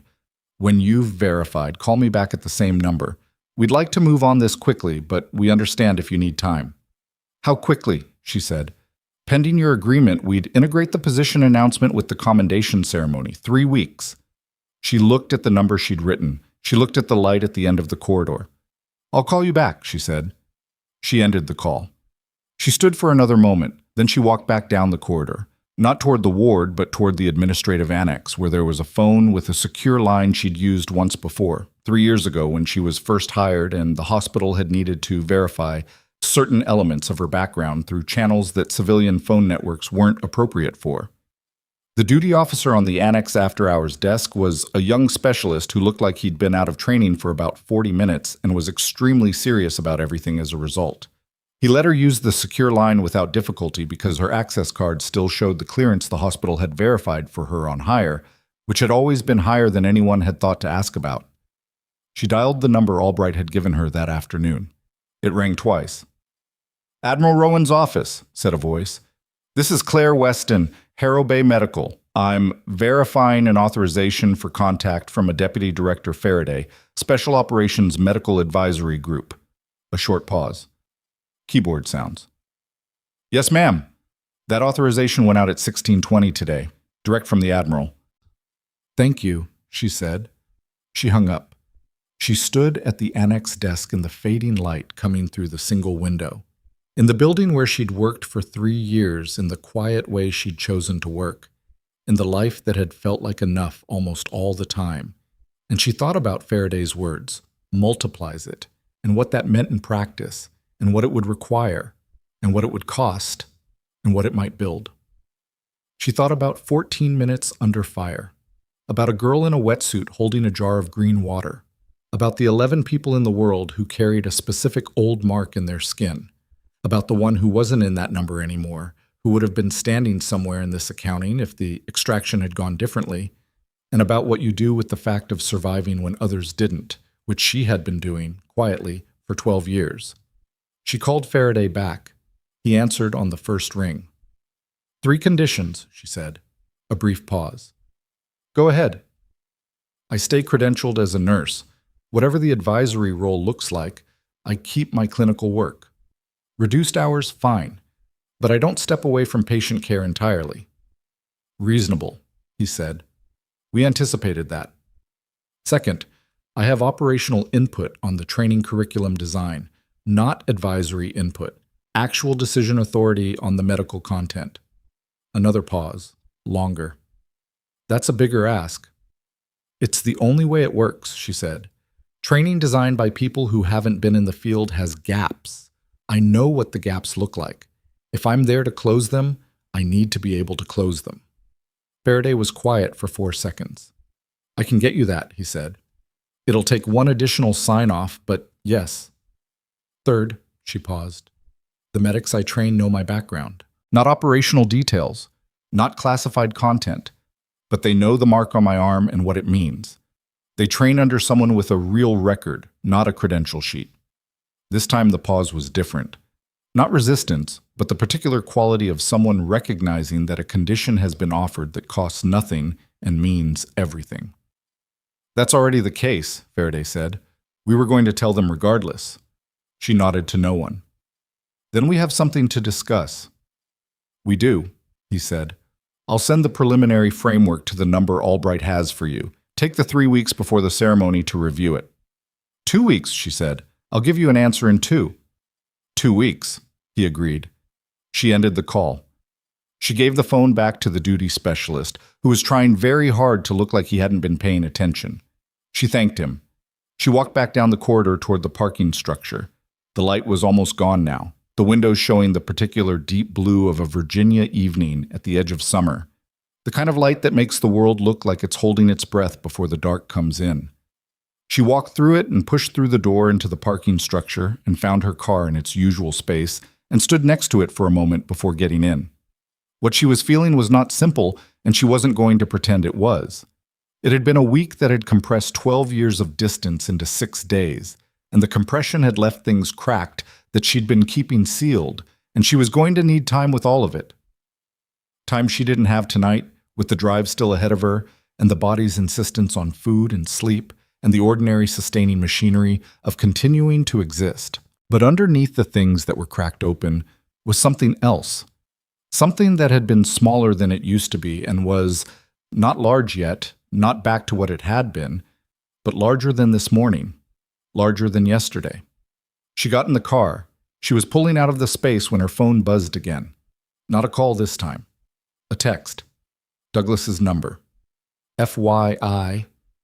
IG office called back after you left. They requested Logan Pierce's full personnel file from his unit command. CO complied immediately. Harmon said it's bigger than one ward. She read it once. Set the phone in the cup holder. She pulled onto the access road that led to the main gate. Douglas's message meant the investigation wasn't going to stop with the ward. It was going to move into Logan's operational history, into whatever pattern his unit commander had not been surprised by, into whatever had built the man who walked into Harrow Bay and decided a nurse's tattoo was a problem he was authorized to solve. That was the kind of investigation that took months and affected multiple people and changed, in sometimes permanent ways, the career trajectory of everyone it touched. Logan Pierce was 29 years old. She thought about that as she turned onto the main road. 29 and good at his actual job and built from something that had genuine quality in it, even when the performance around it was garbage. The investigation would go where it went. She couldn't control that and wasn't going to try. What she could control was the statement she'd give Harmon this week, which would be precise and true and complete, without embellishment and without mitigation. The facts were the facts. The facts were enough. She was 6 miles from Harrow Bay, moving through the evening traffic that was lighter than the mornings, when she passed the exit ramp for the naval station and didn't take it and kept driving. The ceremony authorization was in her jacket pocket. The advisory framework was coming to her phone in the next 2 weeks. 3 weeks from now, in a building she'd driven past 100 times on this same road, Vice Admiral Derek Rowan was going to put something on record that had been held in the dark for 12 years.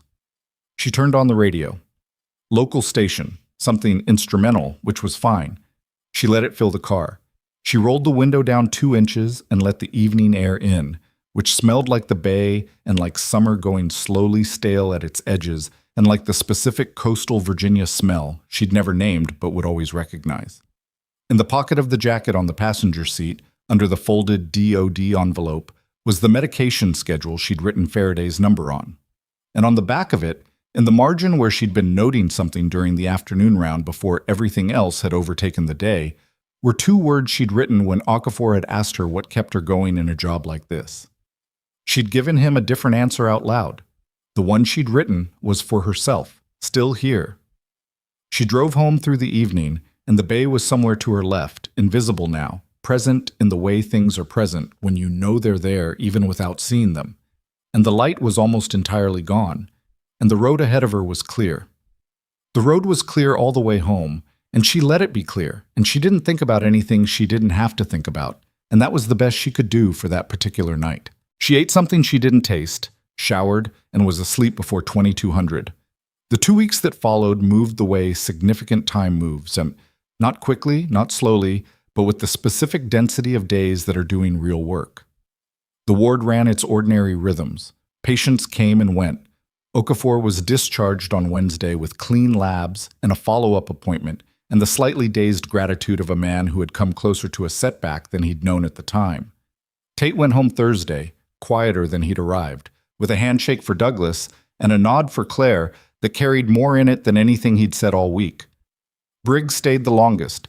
His recovery was solid, but his surgical team wanted an additional week of monitoring before clearing him for travel. And in that extra week he became, without anyone deciding this was what was happening, something like the ward's resident presence. The person various nurses and even some of the physicians' residents ended up talking to during slow hours because he listened well and didn't offer opinions he hadn't been asked for. On the Friday of the first week, Claire gave her formal statement to Investigator Harmon by phone. It took 51 minutes. She read from her notes, answered Harmon's follow-up questions precisely, and did not editorialize and did not mitigate and did not, when Harmon asked her to characterize Logan Pierce's pattern of conduct, reach for language softer than the accurate language. The conduct had been targeted, sustained, and escalating. It had been designed to undermine her professional standing. It had involved recruiting a second patient to file a duplicate complaint. Those were the facts. She said them plainly. Harmon thanked her and said the investigation was moving into the unit phase and that Claire would receive a written summary of findings when the process concluded, which would be approximately 6 to 8 weeks. Will he face formal discipline? Claire said. That's above my level to confirm, Harmon said. But I can tell you the file is substantial. His unit command's cooperation has been complete, which generally indicates they had existing concerns that this investigation is giving them a mechanism to address. Not surprised, Claire thought. The unit commander's words reported through Douglas, coming back around. "Thank you," she said, and meant it, and ended the call. That's Logan Pierce was discharged on the Monday of the second week. She knew it was coming. The discharge timeline had been clear since the previous week's PT assessment, which had shown the knee progressing cleanly, the function returning on schedule. She'd updated his chart the night before with the final pre-discharge notes, the medication reconciliation, the follow-up instructions that would go into his packet. He came to the nursing station at 0900, dressed in civilian clothes for the first time since she'd met him, which made him look simultaneously younger and more ordinary. A man in jeans and a gray shirt who happened to be built like a weapon, carrying a duffel bag that he'd packed with the efficiency of someone who'd spent years living out of one. Douglas handed him the discharge packet. Logan signed what needed to be signed. Then he stood at the counter for a moment with the packet in his hands and didn't leave. Douglas found something else to do. "I'm going to be in the unit rehab program for 3 months," Logan said, "before any reinstatement review." "That sounds right for the knee timeline," Claire said. "The conduct review is separate. That's longer." He said it without self-pity, which was the appropriate register and which she could see it cost him something to sustain. "My CO made some things clear about what was already in my record, things I didn't know were in my record." She waited. "Apparently I have a documented pattern," he said. The word they used was pattern. 2 prior incidents, different facilities, different contexts, same basic thing. He looked at the counter rather than at her. "I didn't think of it as a pattern.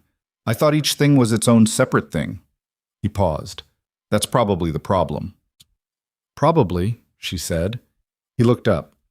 "The 3 months in rehab, the program includes a conduct component. A counselor, the whole thing." He said this with the specific tone of a man who has not previously considered this kind of intervention relevant to himself and is updating his position. "My CO said it's non-negotiable, that if I do it right, actually do it, there may be a path back to operational status." "What do you think about that?" He was quiet for a moment. "I think I want there to be a path back," he said. "I think I might have to become a different version of myself to walk it, and I'm not sure what that looks like yet." It was the most honest thing she'd heard from him, possibly the most honest thing he'd said to anyone in some time. "That's actually the right place to start," she said. "Not knowing." He nodded once. He picked up the duffel. He was almost to the ward doors when he stopped and turned back, and the distance between them was the whole length of the ward, which felt right. Enough space to say something true without the proximity making it into something it wasn't. "You saved a man's life last week," he said, "and then you spent the rest of the week being questioned for it." He paused. "I was part of that. I know apologizing doesn't—" He stopped. "I just needed to say it out loud. In this room. In front of—" He gestured vaguely at the ward, at Douglas, at the several patients who were awake and paying attention with the polite pretense of not paying attention. "I was wrong about you. Everything I assumed was wrong. I'm sorry." The ward was quiet. Claire looked at him across the length of the room. "Learn something from it," she said. "That's what makes it count for anything." He held her gaze for a moment. Then he nodded, pushed through the doors, and was gone. Douglas waited approximately 4 seconds. "How are you not angrier at that kid?" "I am angry at him," she said, pulling the next chart. "It just doesn't change what needs to happen next." The ceremony authorization had specified the naval station's main assembly hall, which was a large wood-paneled room with the particular gravity of a space that had hosted significant events for a long time and had absorbed some of that significance into its walls. Claire had driven past the building 100 times. She walked into it for the first time on a Thursday morning 3 weeks after the Admiral's visit to the ward, wearing her best civilian clothes, dark trousers, a white blouse, a jacket, because the ceremony guidance had said civilian attire, which suited her. She was early. She was always early. Albright met her at the entrance and walked her through the room's configuration. Seating for approximately 60 invited personnel, a podium, a small press pool of 4 journalists who had been briefed on the classified boundaries of what they could report. The press presence had been her decision, per the authorization, and she'd spent a week deciding whether she wanted it before concluding that the record mattered. The record had always mattered. A public record of what had happened, in summary form within the declassified parameters, was not vanity. It was accuracy. Douglas was there. She hadn't expected that, and it landed somewhere unguarded in her chest. The sight of him in his good clothes, sitting in the third row, looking slightly uncomfortable in a tie and entirely sincere. He caught her eye and gave a small nod. She gave one back. Briggs was there, which was also unexpected, and also not. He was still moving carefully, the recent surgery evident in the slight deliberateness of his gait, but he was upright and present, and had apparently decided that this was worth being upright and present for. He was in the second row, in navy dress uniform, which told her something about how seriously he'd taken the choice to come. Kessler was there. She sat toward the back, which was the right call, acknowledging the event without centering herself in it. And when she caught Claire's eye, she held it steadily, without the institutional bracketing of the past week, just as a person acknowledging another person. Warren Briggs's daughter was there. Claire saw Haley before she registered who she was, a 12-year-old in a navy dress sitting very straight next to her father, with the particular alert stillness of a child who has been told this is important and has decided to honor that without yet fully knowing why. Then Briggs saw Claire noticing and leaned down and said something to the girl, and Haley looked across the room at Claire with serious brown eyes, and Claire looked back. She had not expected to feel what she felt at that. She had spent 12 years carefully managing the distance between her past and her present, keeping them in separate rooms in her mind. Not because she was ashamed of either, but because the distance was necessary for function. And now the rooms were open to each other, and the past was standing in the same hall as a 12-year-old girl who was alive to sit in this room because her father had been in a hospital bed last Monday, and not a grave, and the weight of that specific chain of events. What had happened 12 years ago, what it had made possible, what it had cost, what it had preserved, settled onto Claire's sternum with a completeness she hadn't anticipated. She took her seat. She kept her face level. She was not going to cry in this room. She had made that decision in the parking lot. She made it again, more firmly, as Rowan entered. He spoke for 14 minutes. He told the assembled personnel, naval officers, medical staff, a handful of operational representatives who wore their credentials on their faces rather than their chests, what had happened in a place he still couldn't name, in a year he gave only as a classified reference, to a joint task force that had encountered something it had not expected to encounter. He used the careful language of a man operating within the parameters of partial declassification, precise about the action, restricted about the context. And within those parameters, he was as clear as language could be. He said that a combat medic attached to their element had made a decision that most people, given the same information and the same odds, would not have made. He said she had stayed when staying was not the rational choice. He said that the 14 minutes she had bought, at a cost he described in medical terms that were accurate and that landed in the room with the specific weight of realized understanding, were the reason he was standing at that podium rather than a name on a memorial. He said the citation had been processed in sealed records 11 months after the operation and had sat there for 12 years, which was a failure of the institution that he was in a position to own and was owning. He said, "We don't always get it right. We don't always see who's in the room with us until something forces us to look." He paused. "We should be better at looking." Then he called her name. She walked to the podium and stood in front of him, and he pinned the commendation to her jacket with the formal precision of the ceremony, and then he stepped back and looked at her. And in front of 60 people and 4 journalists and a 12-year-old in a navy dress, he saluted. She returned it. The room was very quiet. Then Briggs started clapping, which was possibly not regulation for this kind of ceremony, but he was a senior enlisted man who had made a calculation about what mattered more, protocol or the thing the protocol was supposed to honor, and had reached his answer. Others followed. Douglas was on his feet before she could track the movement, and then Kessler, and then the room, and the applause had the particular texture of people who have been holding something and are finally allowed to set it down. She stood in it and let it be what it was. She was not comfortable with it, which was the honest answer. She had spent 12 years building a life specifically not designed for this kind of moment. But she could see, in Haley's face, serious and bright, and watching her with the intent absorption of a child deciding what kind of person she's looking at, that the discomfort didn't matter as much as she'd thought it would. What mattered was the record. What mattered was the girl in the second row knowing that the woman her father pointed to had done something that deserved to be pointed to. You could be uncomfortable and still let something important happen. She stepped back from the podium. Rowan gave her a look that communicated several things without words: acknowledgement, respect, the particular warmth of a connection that has survived a 12-year gap and is still structurally sound underneath the accumulation of time. Then he turned to the room for the closing remarks, and she returned to her seat.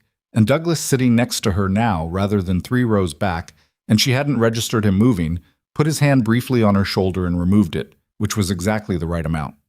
Afterward, in the reception space adjacent to the hall where the naval station had set out coffee and the specific kind of institutional pastries that appeared at every event like this regardless of location or branch, Haley Briggs found her.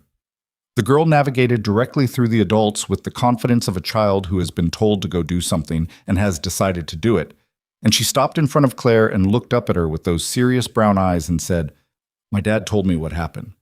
Not the classified stuff, the part about you talking to him." "He told me about you," Claire said, "the bioluminescence." Haley's expression shifted into something bright and immediate, the way a child's face changes when a subject they love surfaces unexpectedly. "Did you actually know about the funding cycles, or were you just saying that?" "I actually knew," Claire said. "There was a significant increase in marine biology research grants in the early 2000s. It's been relatively stable since." Haley considered this with genuine seriousness. "Most adults don't know that. Most adults don't need to. You needed to." "Your dad needed to hear it," Claire said. "So I found something true to say." Haley was quiet for a moment, processing this with the careful attention of a kid who is going to be formidable at something when she grows up. Then she said, "He said you kept talking to him so he wouldn't get scared." "Yes. Did it work?" Claire thought about Briggs's face, the deliberate steadiness of it, the way he'd answered about Haley, the thing in his voice that had been neither brave nor afraid, but something more specific than either. "He was scared," she said. "He stayed anyway. That's not the same as it working. That's better than it working." Haley absorbed that. Then she nodded once, a decisive nod, the nod of someone filing information in a place they plan to return to. "Okay," she said, "I'm going to get a pastry before they're gone." She left with the same directness she'd arrived with. Claire watched her go. Briggs appeared at her shoulder. He'd moved quietly for a man who'd had abdominal surgery 8 days ago. "She's going to be something," Claire said. "I know," he said. "I'm going to have to work to keep up." He was quiet for a moment. "Thank you for coming today. I know this kind of thing isn't comfortable for you." "How do you know that?" "Because people who are comfortable with this kind of thing don't look like you looked up there." She conceded the point with a slight tilt of her head. "It was the right thing to do," she said. "The record matters." "The record matters," he agreed. "And so do you, Claire. Not just the record of you, you." He said it simply and without decoration, the way he said most things. "What you've done at that hospital for 3 years, without anyone knowing the full picture, that mattered independent of today." She looked at him. "I know you know that," he said, "but sometimes it helps to hear it from someone else." She let it land. She didn't deflect it. Deflecting it would have been its own kind of dishonesty, and she was tired of the particular dishonesty of minimizing things that were true. "Thank you, Warren," she said. He nodded. He went to find his daughter, who had secured 2 pastries and was eating one with the focused commitment of a person who'd made a good decision. The IG investigation concluded 5 weeks later. She received the summary document by secure mail on a Tuesday morning, sitting at the nursing station before her shift started, Douglas reading something on his screen 3 feet away. She read it in 2 passes. Logan Pierce had been formally found in violation of naval regulations governing the treatment of civilian medical personnel, harassment, misuse of the formal complaint mechanism, conduct unbecoming. His operational certification was revoked pending satisfactory completion of the conduct rehabilitation program and a subsequent review board, minimum timeline 18 months. He had been permanently removed from his prior unit and reassigned to a non-operational training support role for the duration of the review period. The investigation had additionally found 2 prior substantiated incidents in his service record, both involving the targeted undermining of personnel he had perceived as insufficiently credentialed. One, a female Navy corpsman, one, a civilian contractor. Both incidents had resulted in informal counseling that had clearly not been sufficient. The summary noted that Pierce had cooperated fully with the investigation. It noted that his commanding officer had characterized the findings as consistent with concerns the unit had held for some time. It noted that the rehabilitation program had assessed Pierce as a participant in good standing at the 4-week mark. At the bottom, a single additional line. The above findings have been entered into the permanent service record of the subject. This matter is considered closed. She folded the document. She put it in her jacket pocket next to the medication schedule she still hadn't thrown away, the one with "still here" written in the margin. Douglas was watching her. He'd stopped pretending to read his screen. "The investigation," she said. "It's done." And it's done the way it should have. She took the next chart from the stack. "That's enough." He looked at her for a long moment. "Are you satisfied?" She thought about the word. Satisfied, what it meant in practice, whether it was the right word for the thing she actually felt, which was not triumph, not relief exactly, but something quieter and more durable.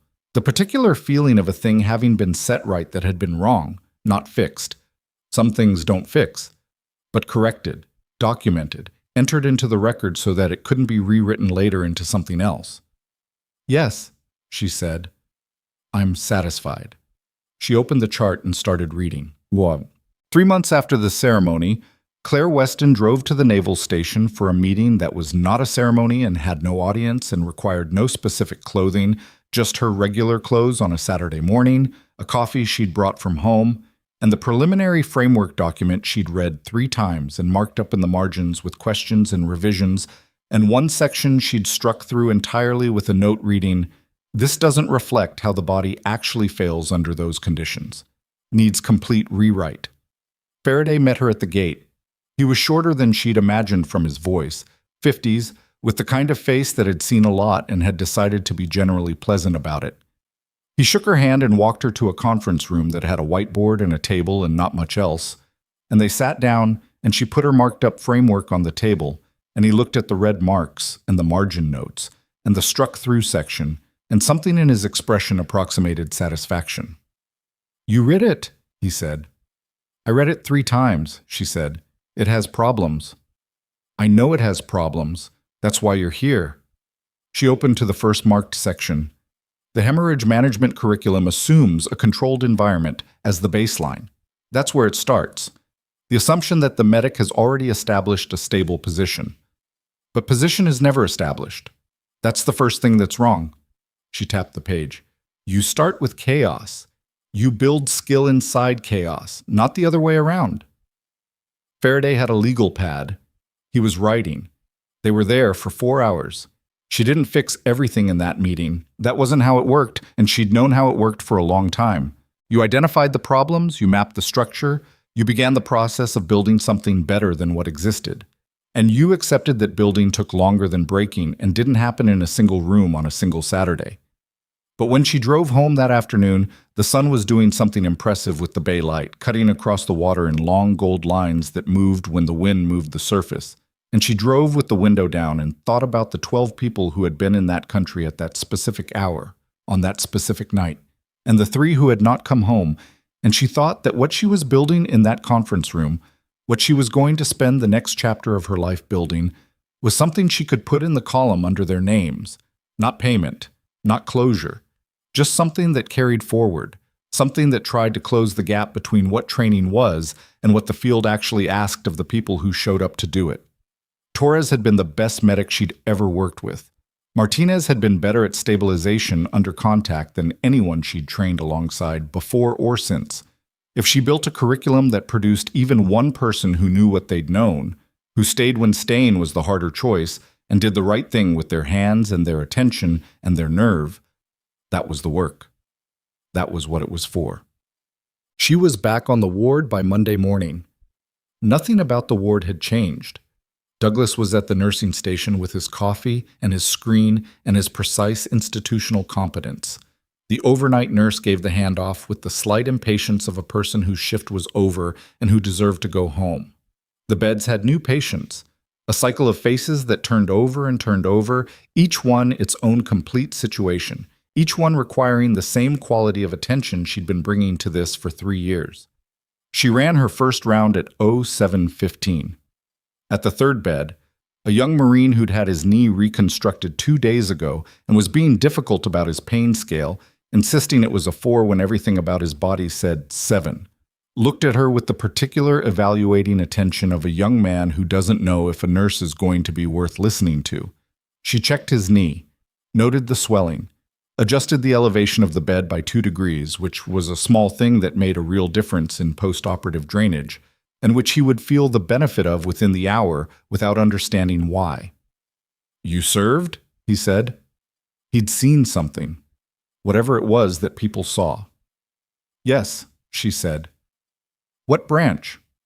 "Army." He considered her. "My sister's Army. She's a medic." "Good choice," Claire said. She noted the vitals, made the chart notation. "She deployed?"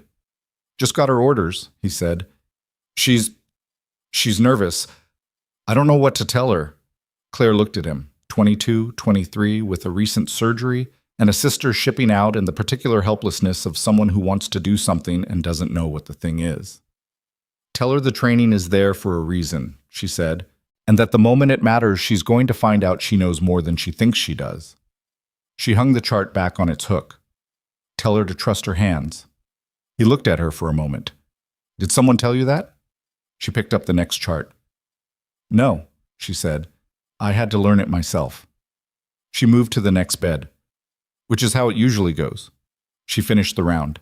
She came back to the nursing station and wrote up the notes, and Douglas handed her a pen when she reached for one the way he always did, and the monitor said what they were always saying, and the light came in the windows the way it came in every morning, and the bay was out there doing what bays do, moving and breathing and not particularly caring about any of what was happening inside the buildings that looked out at it.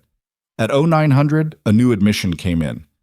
Female, 38, post-op, from a surgery that had taken longer than expected, still groggy from anesthesia, brought in on a gurney with that specific unfocused quality of someone not yet sure what's real. Claire met the gurney at the ward door, checked the transfer paperwork, spoke to the transporting nurse about the surgical notes, and walked alongside the gurney to the assigned bed. The woman blinked up at the ceiling. She was starting to come back to herself, the anesthesia fog thinning, the room gaining solidity around her. She turned her head and saw Claire at the bedside, doing the IV line check, and her eyes focused with the particular effort of someone pulling themselves back from somewhere far away.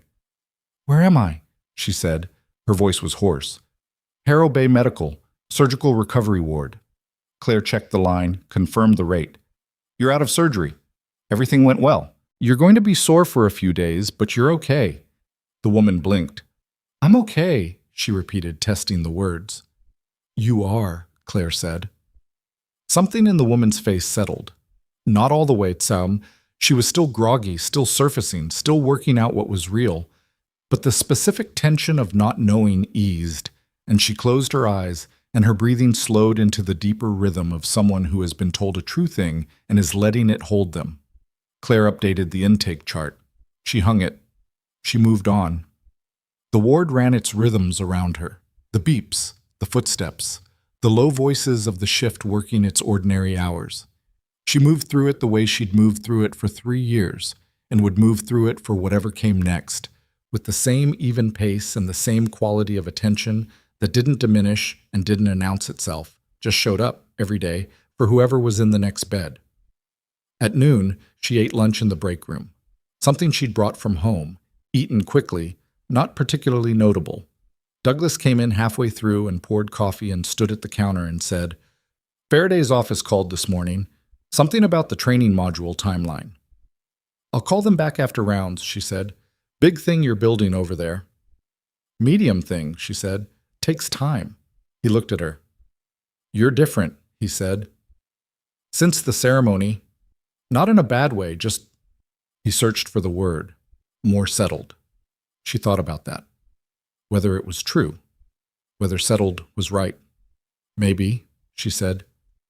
Or maybe I was always this person, and now the room knows it.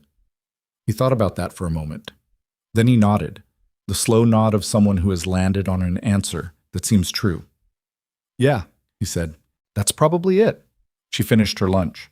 She went back to work. Outside, the bay was exactly where it had always been, doing what it had always done, and the afternoon light was coming in at the angle that meant the day was still going, was still in motion, was nowhere near finished yet. She picked up the next chart. She kept going. That was in the end what it always came back to. Not the ceremonies, not the documents, not the moments when rooms finally understood who was standing in them. Those things mattered, the record mattered. But the work mattered more.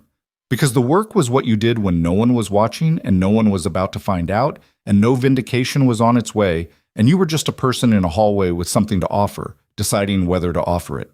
She had made that decision every day for 12 years. She would make it again tomorrow. The woman in bed 3 opened her eyes briefly as Claire passed, and their eyes met for just a second, and Claire gave her the small nod that said, still here, still watching, you're not alone in this room.